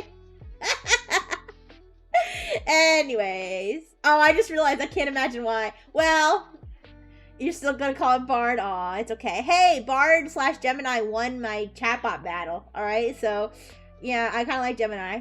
Yeah, but that is the oh look, oh, you can get it on a little while, you guys. I'm so note pin pilled.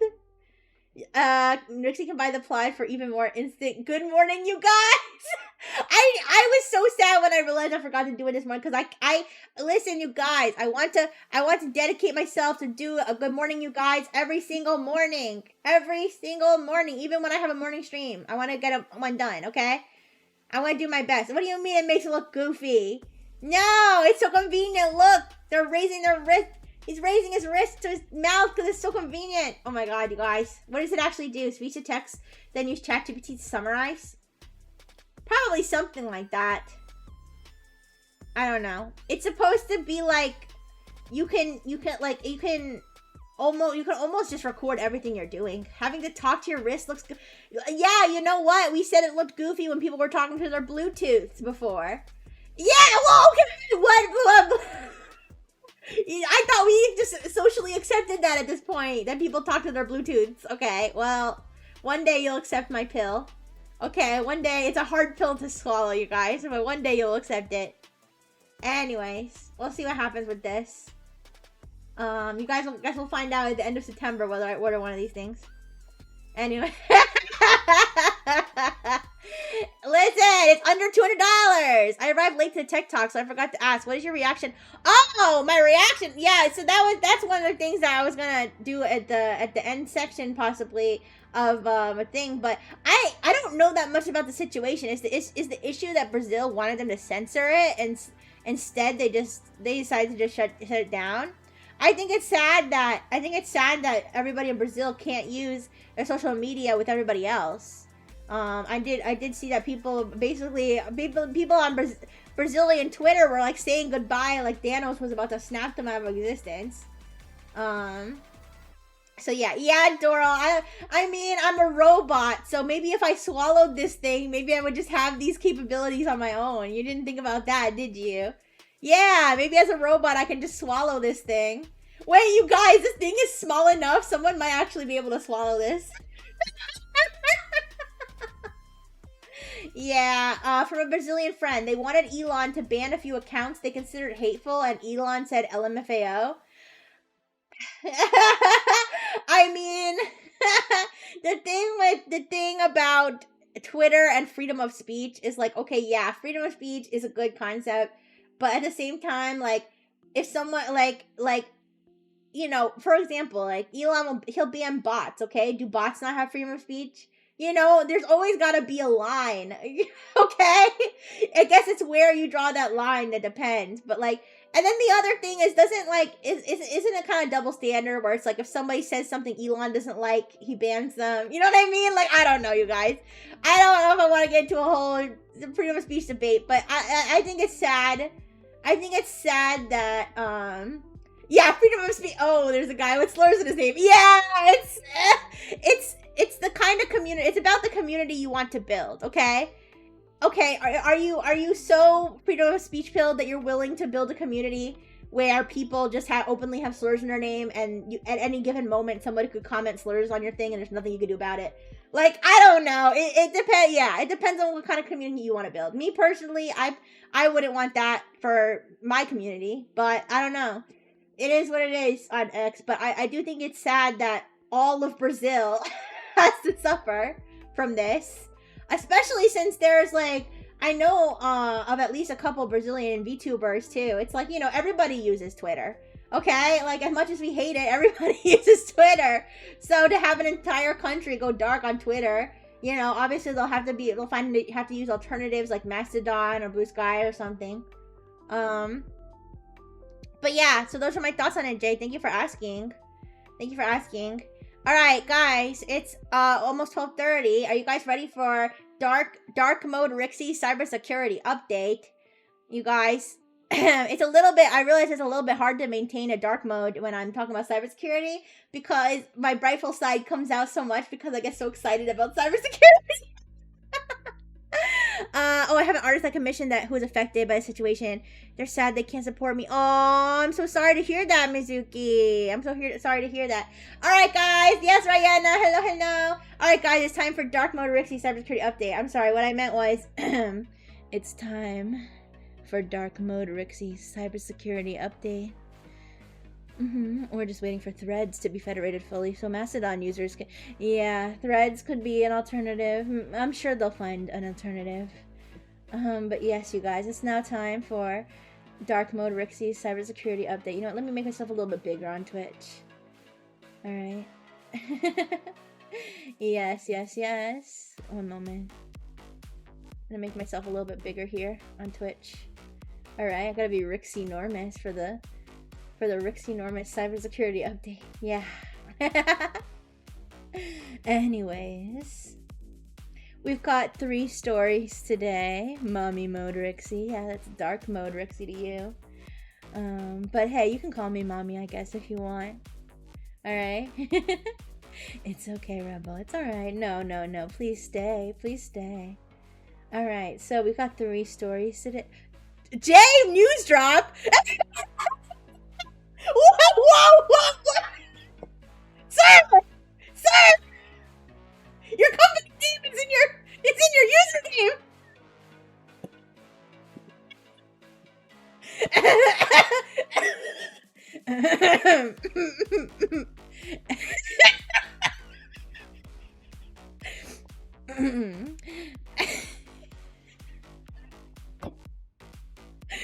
Hello, Yeonwoo. Welcome. Give me a second, you guys.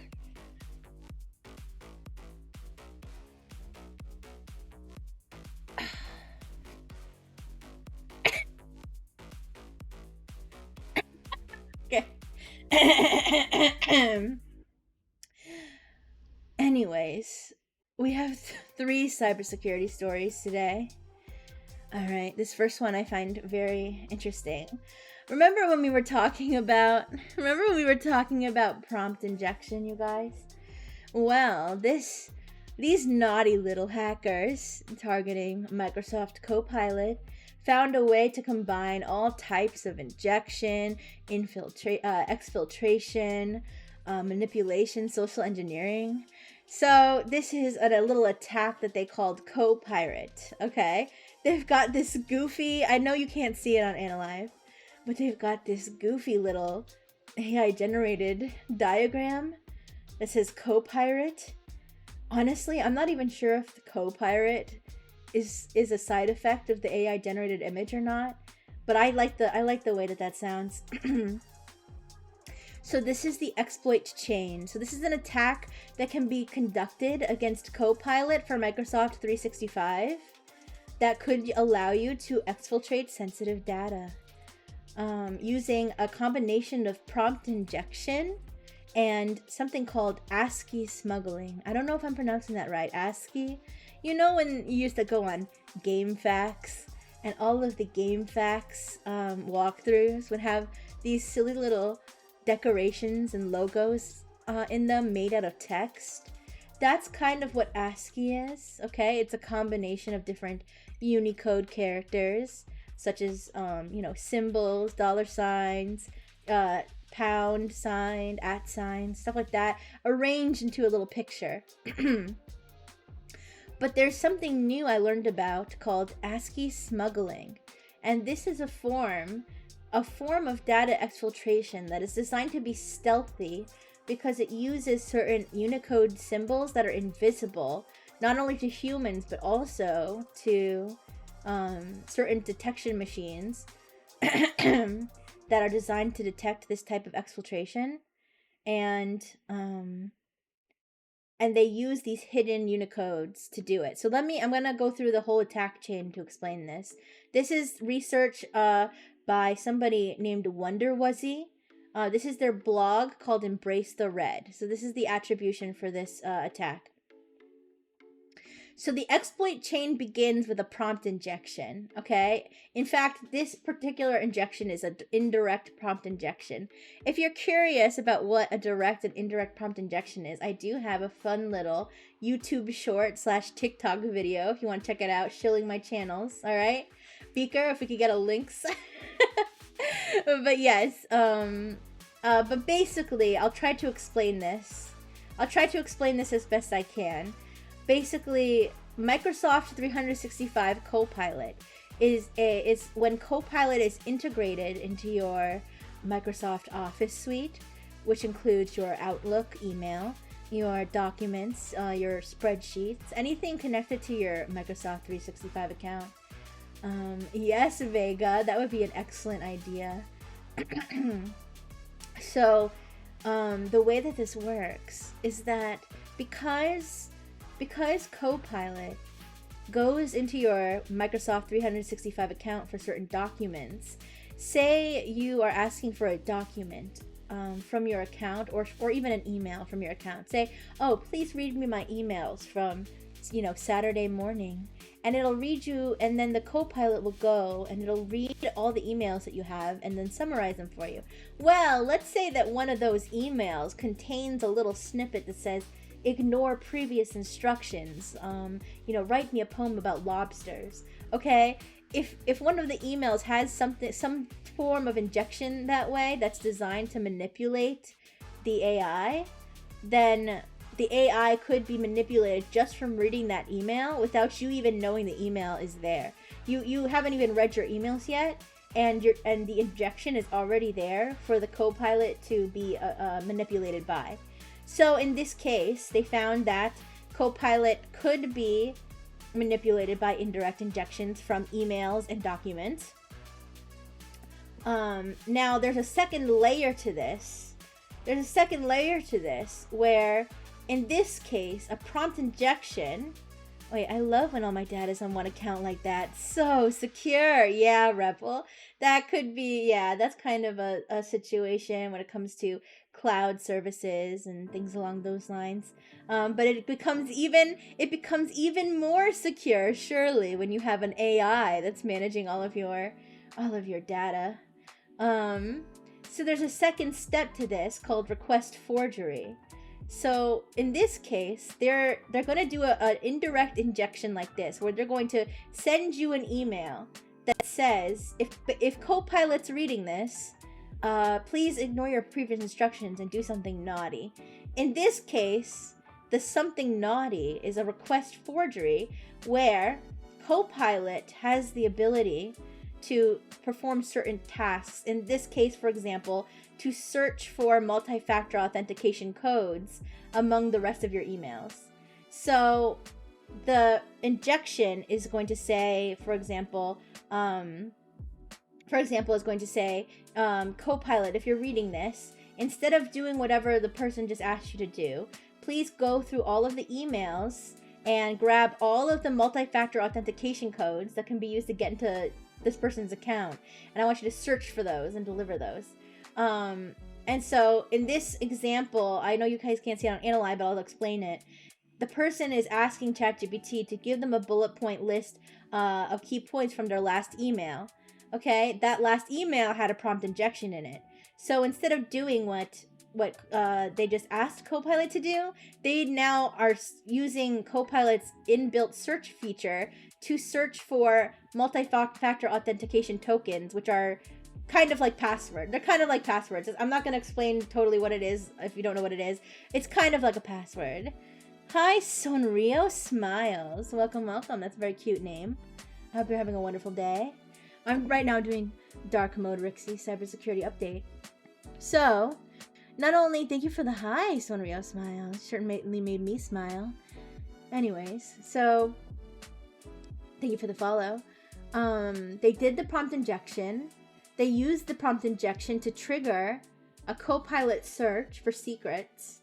Now, the data exfiltration part I found very interesting because I'd never heard of this technique before, but it is similar to other techniques. The whole idea is to obfuscate, to hide what you're up to, okay? And the way that they do this is that they use something called ASCII smuggling via hidden Unicode tags. What is a hidden Unicode tag? You may have seen one before. Let me explain. Let's say you're using some shady app that doesn't have proper emoji support, okay? And you try to use an emoji such as the dark-skinned hand-waving emoji, okay? You might end up with something that looks like just the normal default yellow hand emoji, and then some weird numbers, and then a square that just has the same color as the dark skin, okay? That is a sort of a hidden tag that is meant to indicate that it's going to use a certain color. However, because the app or whatever you're using doesn't have proper support for that kind of emoji, it separates it, right? Same thing with the flag emojis, okay? Some websites don't have proper support. Exactly, Vega. That's the even more dumbed down version of it, because no, Ruffle, no, I'm not teaching you crime. I'm teaching you how to protect yourself against crime.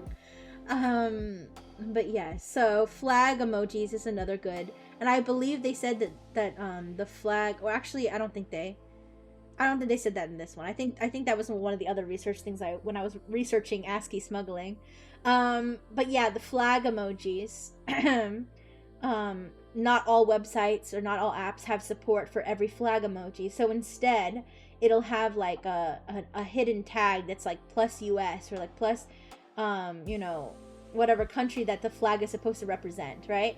So these are these sort of obscure Unicode tags that for the most part are hidden from view. People don't see them, and machines also may not be able to read them. Okay, many machines will not be able to read them and will treat them like they don't exist.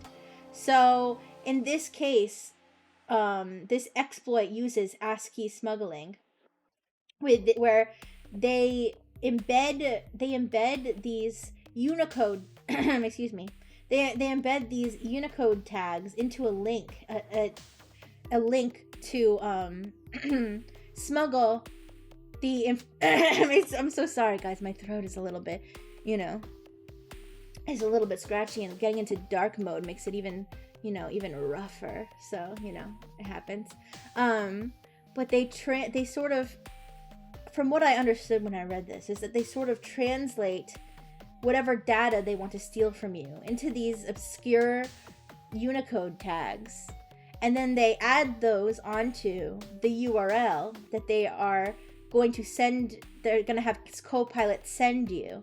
And once you click that URL, then all that data is, because it's added to the end of the URL as an HTTP parameter, or not, yeah, HTTP parameter, it's going to send that to the attacker's website. So on Twitch, I'm showing that there's a URL that says wuzzy.net, which is this person's website, which looks normal, but if you hover over it, at the bottom it shows the full URL in plain text, and there's all these weird, combination of symbols and letters and numbers. And this is actually the ASCII that they're using to smuggle it.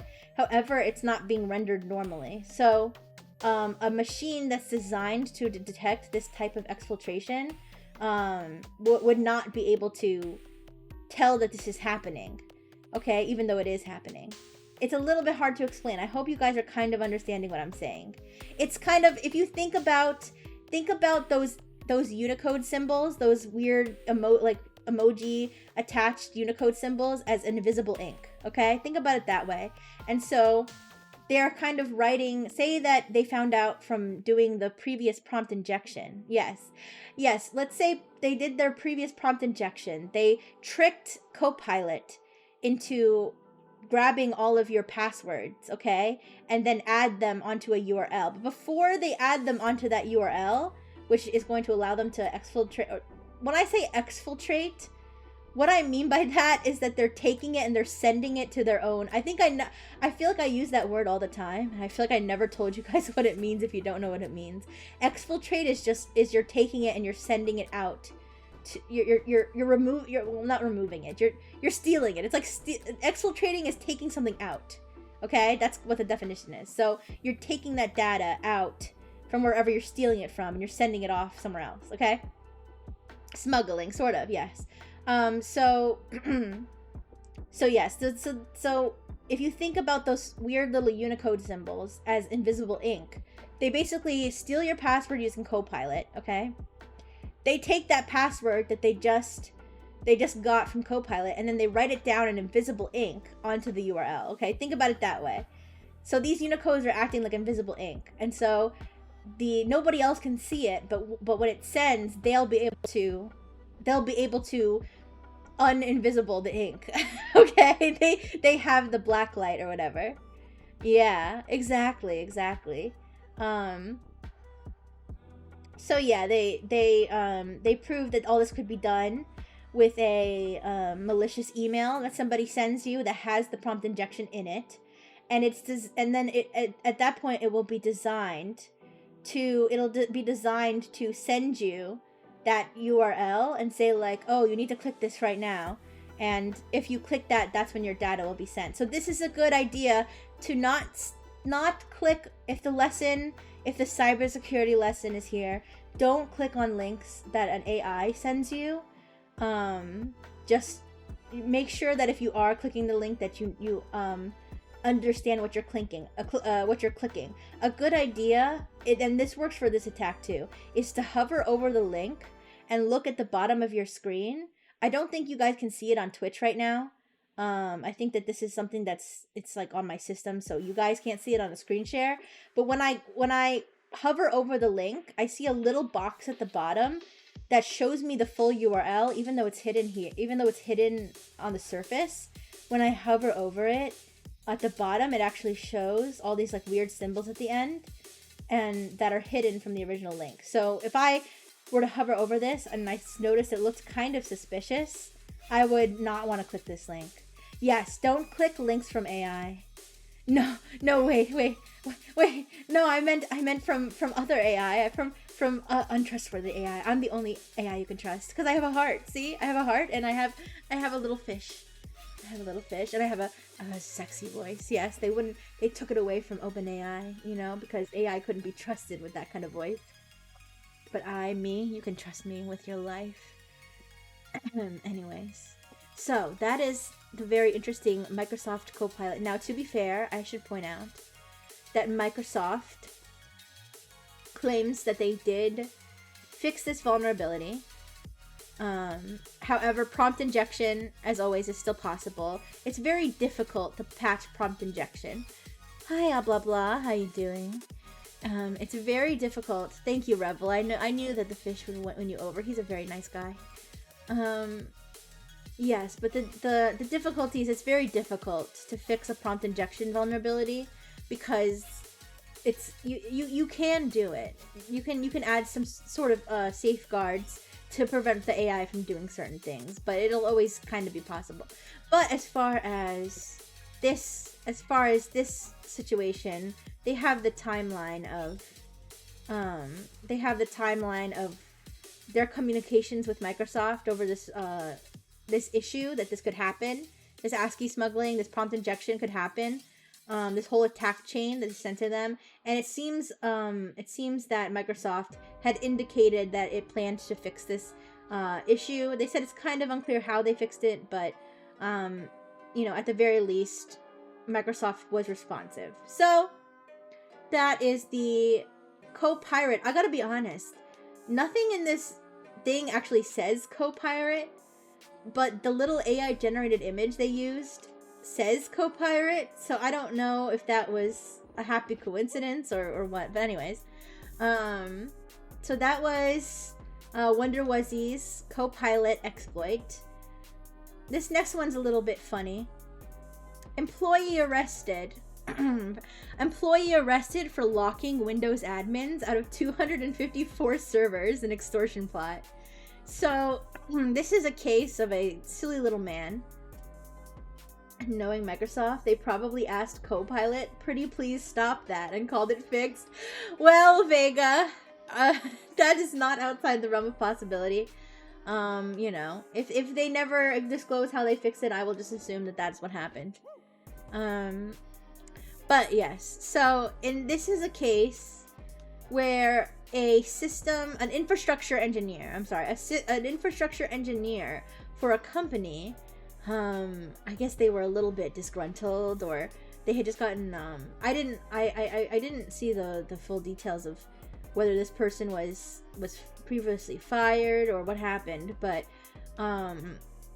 they, as an infrastructure engineer, they had the ability to mess around with the Windows identity management systems of their company. And so what they did was they locked all of the Windows admins at their company out of all of the servers that company needed, and then tried to do a sort of ransomware type situation where they then emailed all the company employees and were like, your network has been penetrated, and you need to pay me 20 Bitcoin, which is about $750,000, or I'm not. Yeah, penetrated is a word that is used in cybersecurity, and it means what it sounds like. It's when you get into the system. So if you guys ever get into my system, I'd have joked about, instead of friengineers, I could have called you guys penetration testers, but I think that would be a little crazy. Anyways, but yeah, if you don't know, a penetration tester is a certain type of hacker who is hired to hack your company. Like, you hire a penetration tester to hack your company, so you can learn how to not get hacked by real hackers.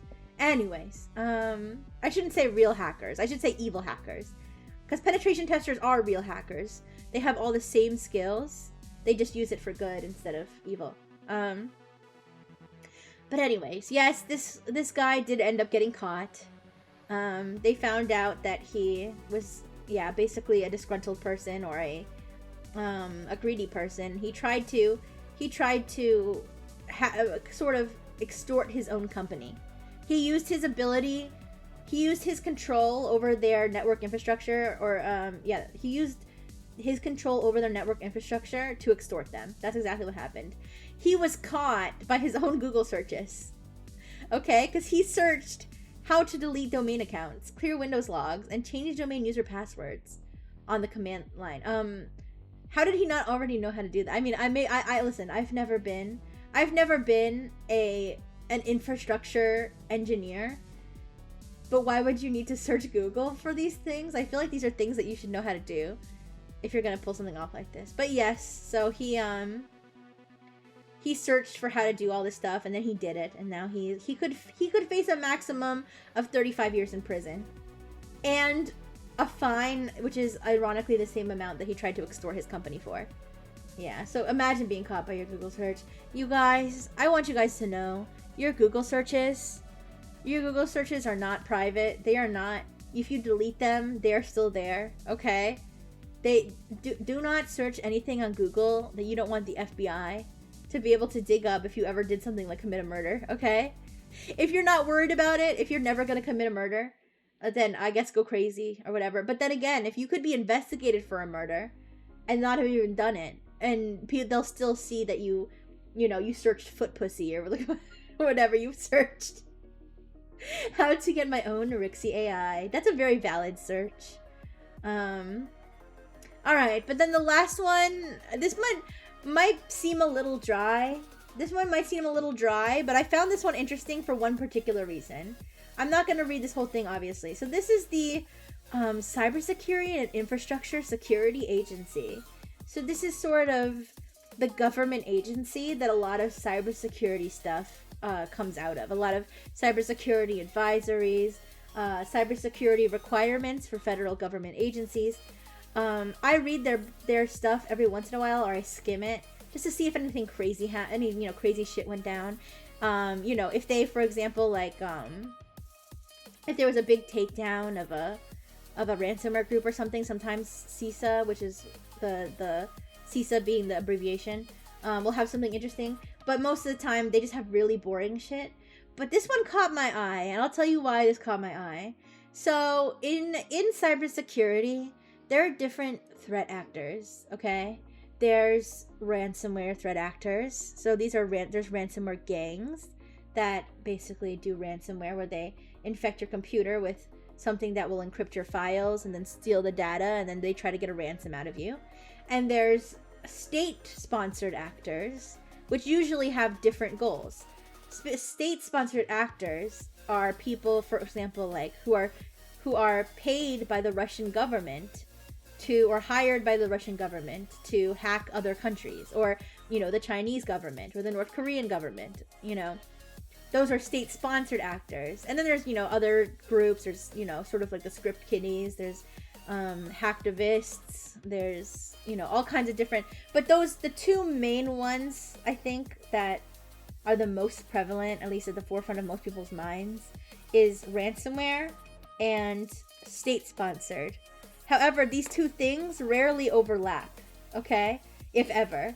Like, there's very little reason, unless a state-sponsored actor like Russia, like a Russian hacking group like Fancy Bear or what have you. Unless Fancy Bear, by the way, is the name of a very famous Russian sponsored hacking group. I didn't just randomly say Fancy Bear because I was thinking of Russia. But yeah, so hello Diffune, welcome. So state-sponsored hackers, they typically do things like espionage. They spy on other countries, or critical infrastructure attacks. They attack like a nuclear plant, or the power grid, or hospitals, to tear down another country's ability to function. Okay. Very rarely would they do something like ransomware. Okay, so it's like DM Rixie. Wait, what?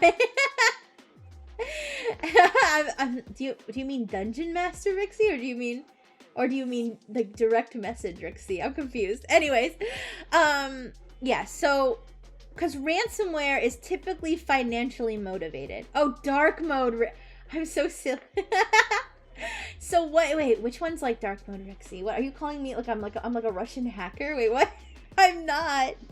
Ooh. Anyways, but yes. So ransomware is normally financially motivated. All right, they want to get a ransom out of you. They want you to send them $1 million to unlock their systems. A state-sponsored actor would really have, if their goal is to, forward the interests of, for example, the Iranian government. They're not going to say, hey, if you give me $1 million, I'll unlock your systems, because the Iranian government doesn't want you to unlock your systems no matter what. That's not the point. So very, very, very rarely. Yeah, the 3 sides of Rixie: dark mode, direct message, and dungeon master. Yes, Vega, choose your poison. Anyways, please don't DM me. I know. I'm kidding. But anyways, yeah, so when I saw that they said Iran-based cyber actors enabling ransomware attacks on U.S. organizations, I was pretty confused. I was like, what does this have to... Why would they do this? Well, it's very interesting, because they found evidence that this group... By the way, guys, one of these days I need to do an APT, which is Advanced Persistent Threat Actor, an APT naming scheme tier list. What I mean by this is that different companies, different threat intelligence companies, will name these threat actors different things, and they're the same group, but they just have different names depending on which group is talking about them. So this particular threat actor's names, this is the names that it has different names depending. Where is it? Pioneer Kitten, Fox Kitten, UNC 757, Parasite, Rubidium, or Lemon Sandstorm.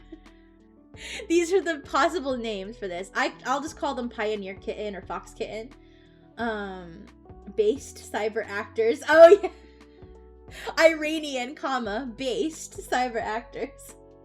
Anyways, but so this group, Pioneer Kitten, is a group that is believed to be sponsored and promoted by the Iranian government, the government of Iran, to perform, certain critical infrastructure attacks, sabotage, stuff like that, for the Iranian government, so that Iran can do what, have its, whatever interests it has. I don't know that much about, foreign politics and stuff, but, if they're at war with another country, they, might send Pioneer Kitten to go hack the systems of that country to make them weaker. So, or to steal information about that country. But they found that certain members of Pioneer Kitten were collaborating with known with known ransomware groups such as No Escape, Ransom House, and Alpha Black Cat. I've talked about Alpha Black Cat in the past. They're a very, very famous ransomware group. They're now defunct. They pulled a whole scam and they disappeared and they left all their affiliates out in the dust. It's a whole other story. But yeah, they were working. Pioneer Kitten was working with ransomware groups. I'm trying to think of an analogy for you to understand how strange it is that an Iranian threat actor would be working with ransomware. It would be like the mafia. It would be like the Italian mafia working with the Bloods and the Crips. Like I don't know if there's another way to explain it. It would be like, yeah, it would be like the Italian mafia working with like, a biker gang or something. Like it's two gangs that have very, very different reputations and very different interests suddenly collaborating for no apparent reason. Okay? Yes, the Yakuza and the Latin Kings. Yeah, they're both criminals, they're both gangs, but they have very different motivations, reputations, cultures, etc. So they found that Pioneer Kitten, these Iranian government hackers, were working with these, financially motivated criminals, Russian criminals. And from their investigation, they kind of discovered that Pioneer Kitten, who works for the Iranian government, they were double dipping. They were doing this as a side thing, and they were trying to hide it from the government. So they used their hacking skills and resources that was provided to them by the Iranian government to make money on the side by working with ransomware groups, which is pretty crazy when you think about it. They basically went behind the government's back. This would be like members of the Yakuza working with the Latin Kings to make drug money without telling the rest of the Yakuza. It's very interesting. It's a kind of a betrayal of it's just been them being greedy. It's just them being greedy, basically. So yeah, they were double dipping. So while they were hacking, so what they were actually doing was they would, like, the government of Iran would be like, okay, Pioneer Kitten, you cute little thing, why don't you go, hack this Fortune 50 company in the United States to cause a whole bunch of ruckus over there and, to hurt the U.S. Economy. And hello, Fresh Lime, welcome. And so then Pioneer Kitten would go and they would hack whatever company it was. They would get into their networks and they would get whatever information the government of Iran would want them to get. And then they would be like, well, since we're already in the network, since we've already got a key to the network, why don't we call up our buddy, Ransom House, and be like, hey, I've got a great deal for you. You give me, you just give me like 10% of whatever you steal. I've got a key to, this company. If you want to slip in there, and you don't need to know why I was there to begin with. Just go ahead and get in there and get your money, okay? Get your money, honey. All right, I'll talk to you later. So it was kind of like a little side hustle they had going on, where they were like, it would be such a waste for me not to profit from, hacking into this company. So yeah, that was what they were doing, and it was interesting to see that. That they were basically breaking their own rules. And now it kind of makes me wonder if after this report comes out, if the government of Iran is going to read this and they're going to be like, no shit, wait, what? Pioneer Kitten, how could you? Right? Because obviously, if they were trying to hide it, we assume that the government of Iran didn't know about this. Now, I don't know if the government of Iran is reading the U.S. cybersecurity infrastructure blog, but hey, they could find out after this. And yeah, I mean, the Iranian hackers, they weren't even telling the ransomware hackers that they were Iranian. They were like, yeah, we've got access to this company. And they'd be like, oh, really? Like, how'd you get it? Like, by the way, like, what's your name or whatever? They'd be like, my name's Joe. Why are you asking so many questions? It's not important where I'm from or who I am. Just get in there and get the money. Because they didn't want them tying them back to the Iranian government. But anyway, that is the threat intelligence report, okay, that I found interesting this week. And that concludes Dark Mode Rixie's cybersecurity update. Okay, hope you guys liked it. Yay! I gotta put my jacket back on Twitch. Yay! That was Dark Mode Rixie cybersecurity update. Yeah, what do you guys think? I hope you learned something new. Do you guys have any questions? I know. Thank you for the clap, Jay. Thank you so much. Yeah, let me know if you guys have any questions, because I know some of the stuff I talk about can be kind of complicated, and I hope that you guys can understand as much as you can. So if there's anything you're confused about, please don't hesitate to ask, okay? There's no stupid questions, okay? But anyways, yeah. Oh, hi, Kaylin. Oh, thank you. I'm glad that you like it. Yeah, I'm really interested in these topics. I really love it. Aw, thank you, Rebel. Thank you. Okay, but so that was the cyber intelligence, and then I'm about ready to wrap up, but I've got some miscellaneous. I got some miscellaneous stuff that I tacked on at the end. All right, we've got GameStop goes old school with launch of a new retro GameStop stores. So yes, GameStop has. I just joined, but love to catch. Of course, yeah. Feel free to follow me. Obviously you can follow me on. Obviously you can follow me on Twitch. Hello, Sugarloaf. How you doing? Hi. I love that name, by the way. It's so cute.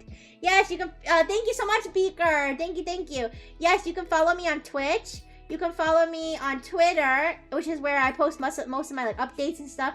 And then I'm also one of the early streamers on this new app called Analyve, which is pinned in the chat if you're interested in downloading it. And then that right there, that's my unofficial fan Discord. Okay, I'm not in there. It's not affiliated with my agency, but it is a fun place for the Frengineers to hang out, and it is run by my moderator Beaker, who you can see is really awesome. So yes, thank you. So yes, but GameStop Retro. I have to be honest, you guys. When I saw this, I thought this was really cool. Unfortunately, it's only certain stores, okay? Yeah, oh yes, Vega is also a tech VTuber. Yeah, tech VTubers are awesome. Yes, and Nexus is awesome. Nexus is my VTuber agency, and there's so many different VTubers to choose from in this agency. there's over 40 of us, okay? So if you want to peruse a catalog of very diverse VTubers. Oh my gosh! Anonymous tip Thank $20. you. I got roped into teaching a cybersecurity class for my job. Your tech chat streams have been giving me anecdotes that I can share to keep people interested. Oh, thanks, gosh! Thank you so much. Okay, everybody at Analyve who didn't hear that, somebody donated me $20 anonymous, and they said that they got roped into teaching a cybersecurity class, and that my streams helped them have little anecdotes to keep people interested in their class.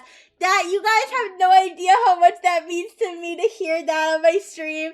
I'm so glad that my tech chat streams are teaching you guys things and giving you fun interesting stories to tell other people. That means so much to me, you guys. Oh, I'm feeling all fuzzy in my heartware. Ooh, but thank you. I appreciate it so much, anonymous donor. Hi, Arga. How you doing? Yay! I definitely strive to help teach and entertain at the same time. Hopefully, edutainment is what they call it.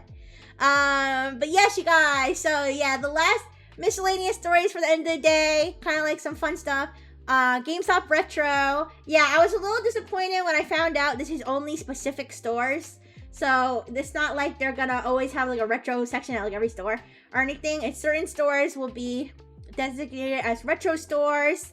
And they'll sell old things like the NES, the Super NES, Game Boy, N64. Now, guys, Game Boy and N64, that's like my like old school era. The original PlayStation. Okay, my first ever video game I played was Pokemon Yellow. Oh, thank you so much, Kaylin. I'm glad you like my outfit. I'm glad you like my my swag and my hardware and my buddy, Dr. Fish. Yes, but thank you so much, Kaylin. But what was I saying? Oh yeah, my first ever video game I ever played was Pokemon Yellow. And the second video game I ever played was Spyro the Dragon on PS1, on PlayStation 1. And actually, this is a funny story. When we first got the PlayStation, my human uncle, so this is my maternal unit's sister's husband, who is, you know, is like her brother-in-law, who's like my uncle, right? Or my human sibling's uncle, okay? I know I'm a robot, but, you know, I'm kind of integrated into my human family a little bit, so I kind of consider him uncle. And I remember my parental units were hyping up my human siblings, who at the time were like little children, right? By the way, I have like a shit ton of human siblings, okay? So like there's probably like 5 of us, and we were like, you know, probably like 1, 2, 3, 4, and then there's me as a robot, okay? So so all the little human siblings were getting hyped up because they were like, your uncle's bringing you this cool new thing called a PlayStation, okay? We're gonna get the PlayStation today. And all the human siblings were like, yay! And we had no idea what a PlayStation was, you guys. We thought it was gonna be like a jungle gym. We thought he was gonna bring us like a jungle gym. I don't know, because PlayStation, remember, like, this is like a long time ago. We didn't really know.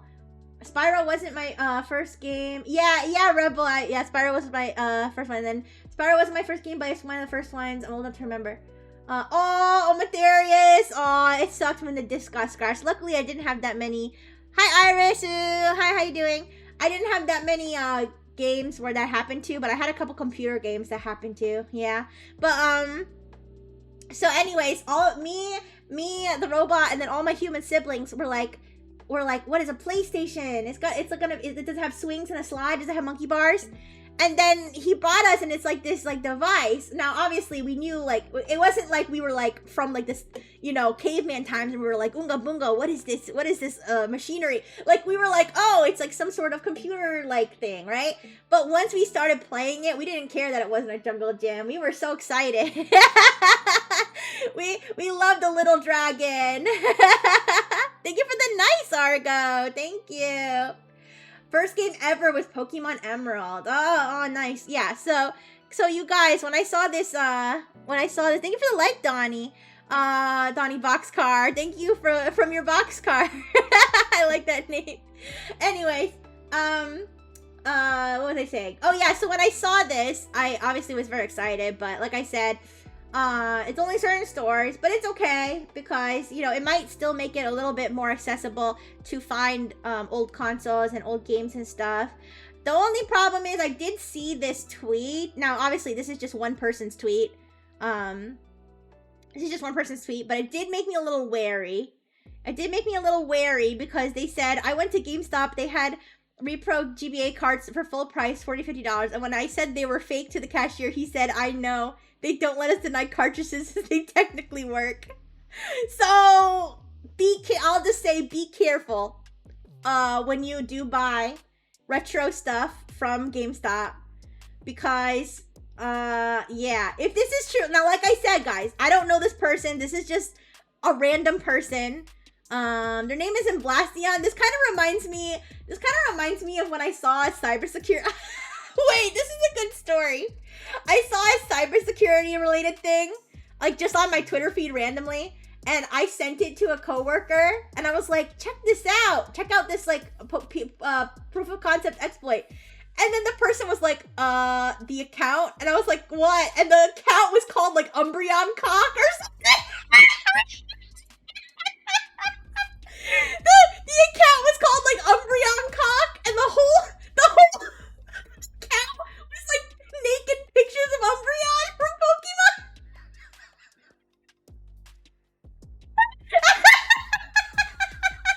But they were just posting cybersecurity like stuff, like in between all the Umbreon Cock. It was so funny. Obviously, I was like embarrassed, but they were like, "LOL, that's funny." Like, listen. They work in cybersecurity. They know. They know that can happen. Do you know it? Okay. Rebel. Anyway, friendship ended with Argo. No. Yeah, Rebel. Yeah, you and Argo. Argo in the in-live chat and Rebel in the Twitch chat made the same joke for a second. Anyways. So yeah, like I said, this is just one person's anecdote. You know, you can choose or choose not to believe this person. But I have heard a lot of... I have heard a few horror stories about GameStop, you know, buying things from GameStop, selling things to GameStop. It could happen. Just be careful what you buy. Hi, Romeo. Hi. I know I made this joke last time, but do you by any chance play COD, Romeo? I don't know what would give me the hunch that you play COD. Maybe the fact that your username says COD player in it. Yeah. Well, welcome. So what is your favorite part of the fish to play?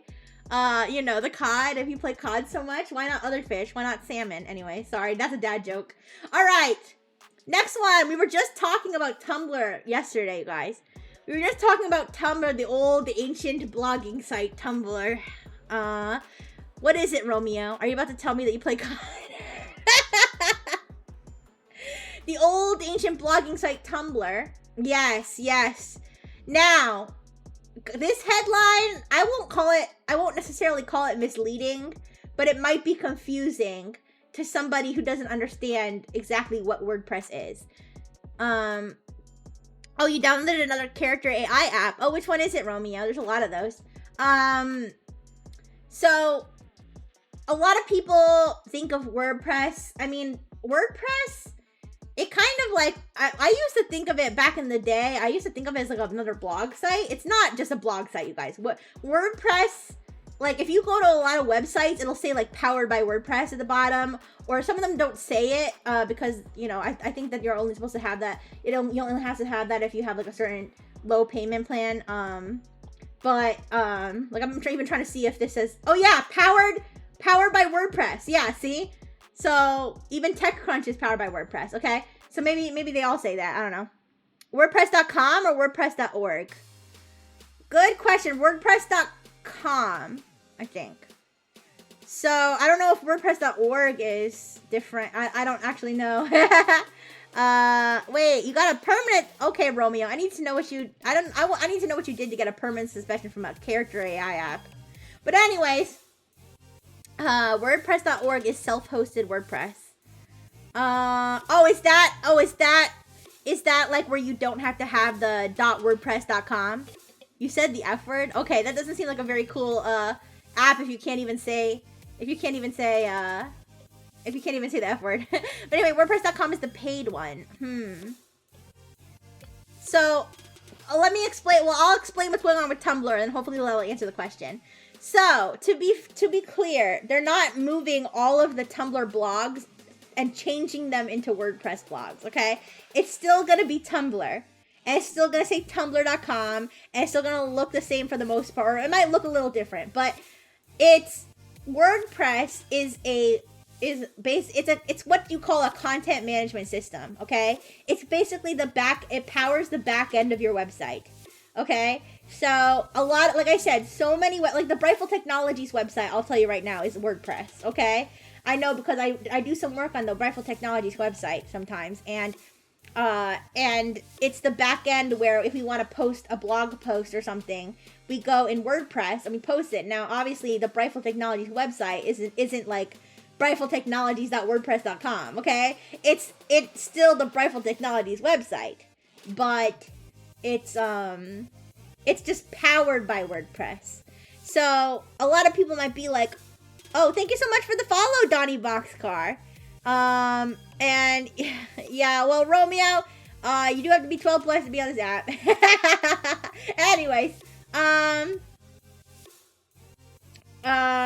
so, a lot of people might be like, oh no, Tumblr is gonna be...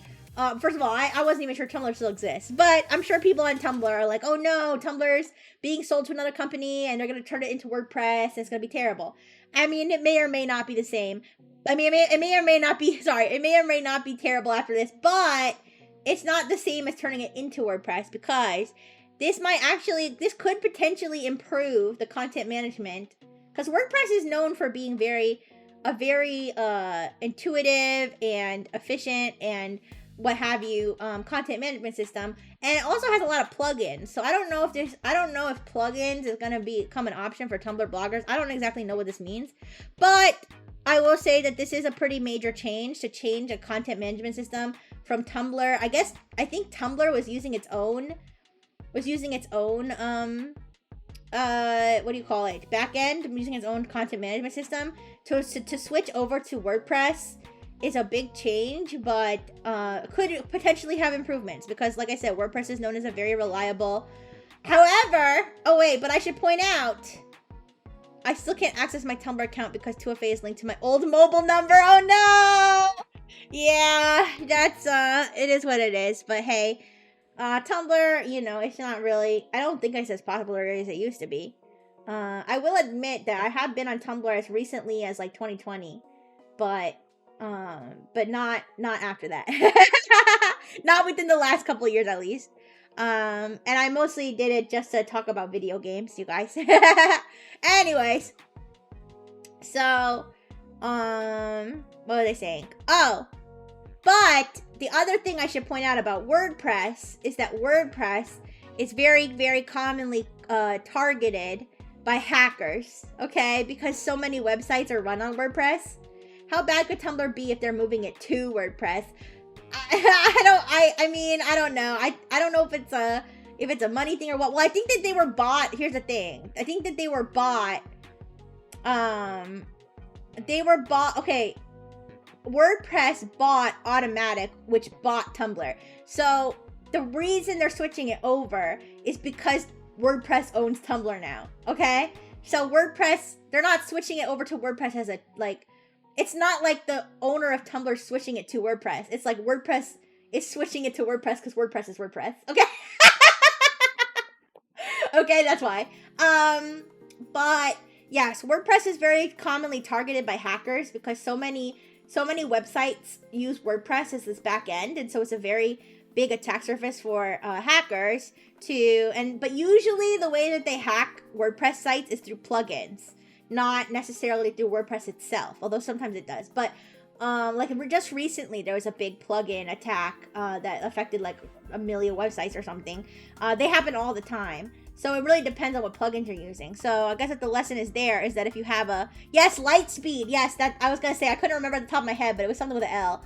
Yeah, Lightspeed. But like I didn't include that in my cybersecurity report because that happens all the time. Like like it happens, they're always targeting WordPress plugins, okay? If I see a super interesting one day, maybe I'll talk about it, but like it happens all the time. So I guess if I would say if you're ever using a WordPress site, just be careful what plugins you use because, you know, they can hack you through those.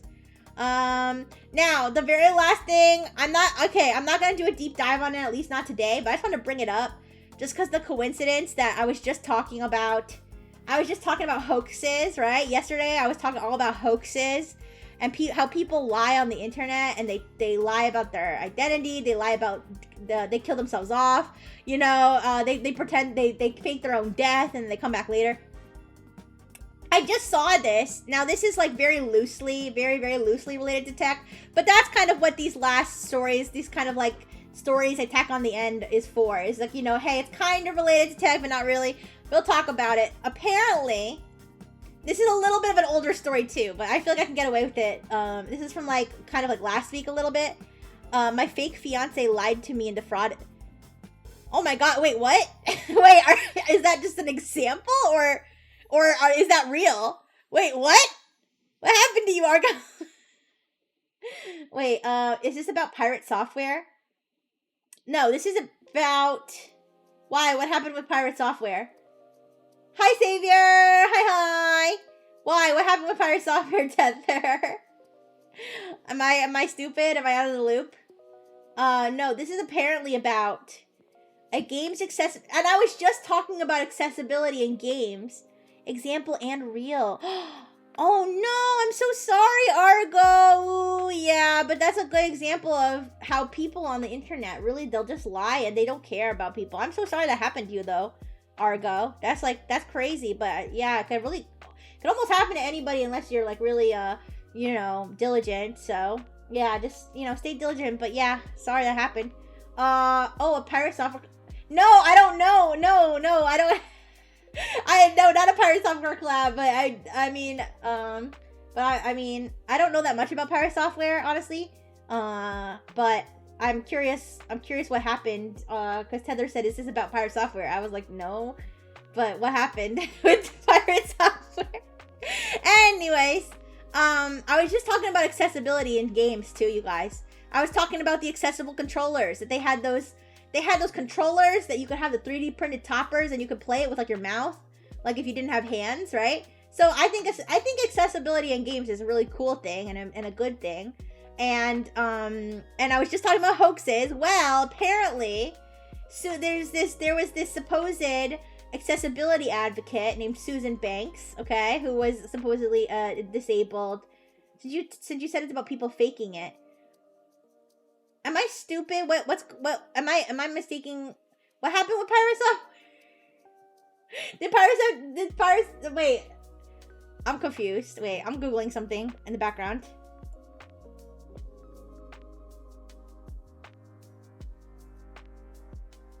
I'm Googling it now. Whether I want to bring it up now or not. I don't know. Okay, I'll look it up later. I'm not seeing anything immediately, but I just searched on Bing. Okay.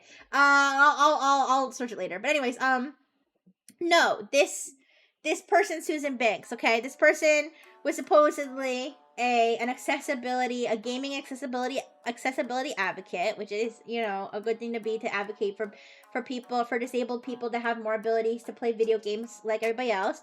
And supposedly this person had passed away in 2019, sadly. Okay, and they had a GoFundMe and everything. But apparently, let me scroll down. I didn't now, to be fair, guys, I just saw this article like right before the stream, and I decided to tack it on just because we were just talking about hoaxes. We were just talking about them, okay? Apparently, this person didn't even exist. All right, I might have to read this whole thing later and maybe talk about it on a future stream. But apparently, this person who supposedly was this activist and died and everything, allegedly was a persona that was made up by somebody else. What is this with people? Do this many people have Munchausen?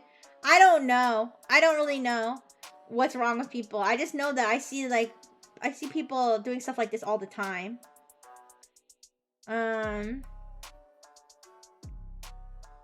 Yeah, I don't know the part where it says that they, I don't know about this part where they, like I said, I just stumbled upon this article right before I started the stream, so I haven't read. It seems like it's a pretty comprehensive article though.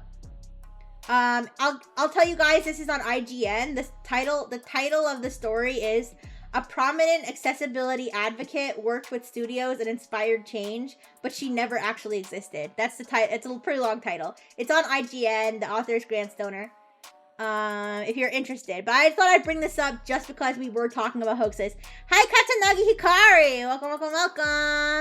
Oh, you're the one who called me sorbet hair. Okay, well, you still don't have permission to eat my hair.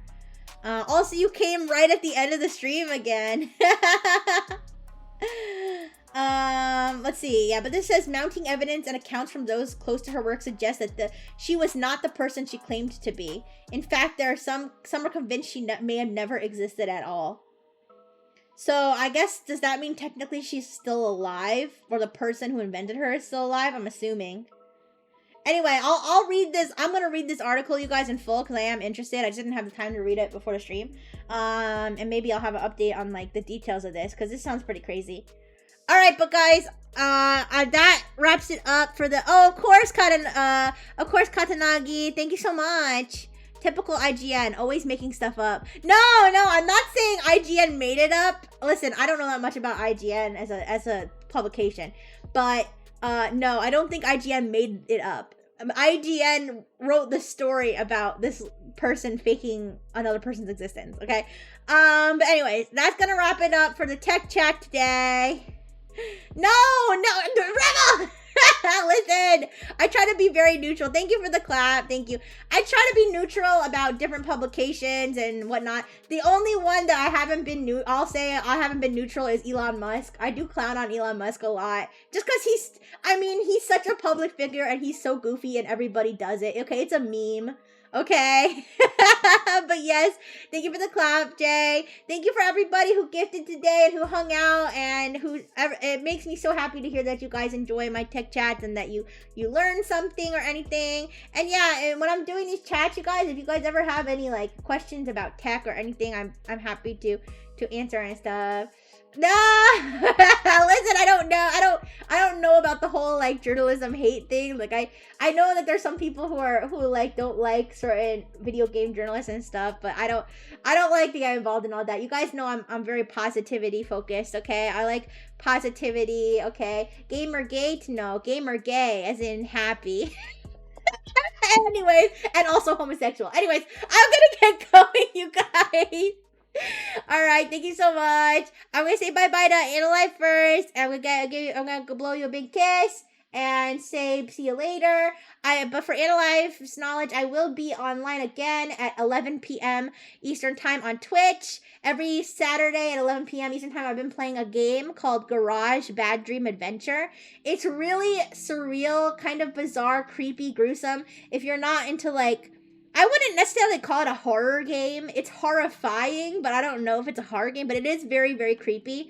So if you don't like that kind of thing, then maybe it's not for you. But if you're interested in like weird, disturbing content with like weird sexual symbolism, you can come check me out at 11 p.m. on Twitch tonight. But I'll say goodbye now to Analyze. Big kisses for you guys. Mwah. Bye-bye, Analyze. All right, Twitch.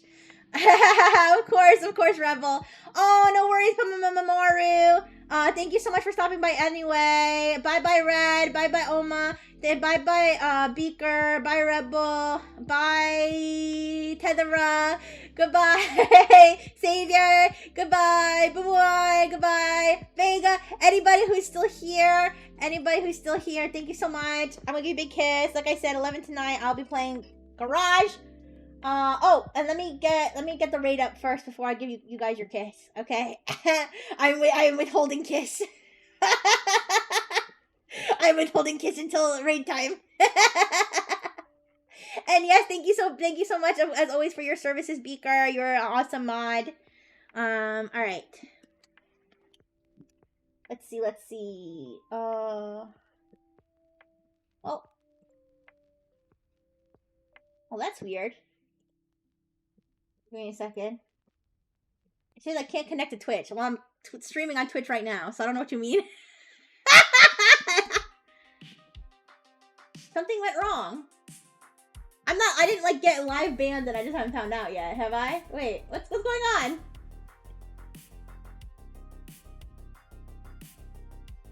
That's so weird.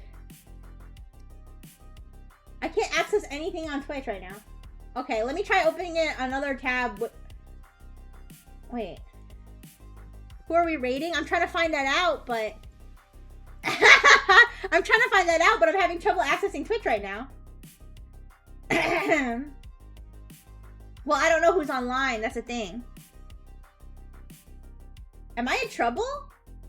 It's only when I'm logged into Rixie Brightful that it's... Here, log out. No, we're not rating into... Oh, never... Okay. Wait. Here, let me log out of my... Yeah, I don't know. That makes me nervous, obviously. That makes me nervous, but I'm streaming on Twitch right now. You guys can see me and hear me, so... That would highly imply that I'm not banned from Twitch. Here, I'm trying to log in again. Give me a second, you guys. I'm gonna try logging in. Maybe it's just a glitch or something.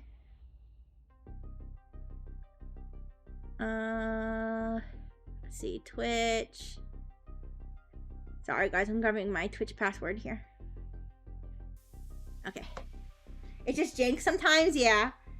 It probably is. Like I said, like if I was actually like banned or something, like obviously I wouldn't be live right now. Right? So I think it's just some sort of glitch, but kind of confusing. I don't know.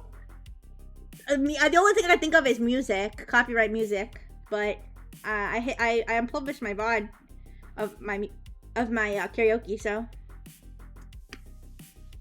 wait, oops, I accidentally put the wrong MFA code.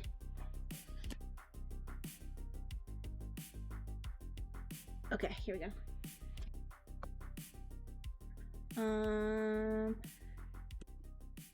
No, I got report. Okay, wait, it's working now. Okay, it was just that, guys. It was just a fluke. It was a fluke. It made me nervous, but it was a fluke. That was kind of weird. Okay, let's see. Let us raid into. You know what? Let's go say hi to Tekamek, who's playing Voices of the Void. Yeah, we're gonna say hi to another robot again. All right. I've raided into Tekamek a couple times. He's really cool. Say hi to him. Brings you raid. And I'm going to give you guys kisses. I'm going to give you guys so many kisses during the countdown, okay? Mwah! Mwah! You got all the kisses this morning. Mwah! Okay. I will see you guys later. Bye-bye.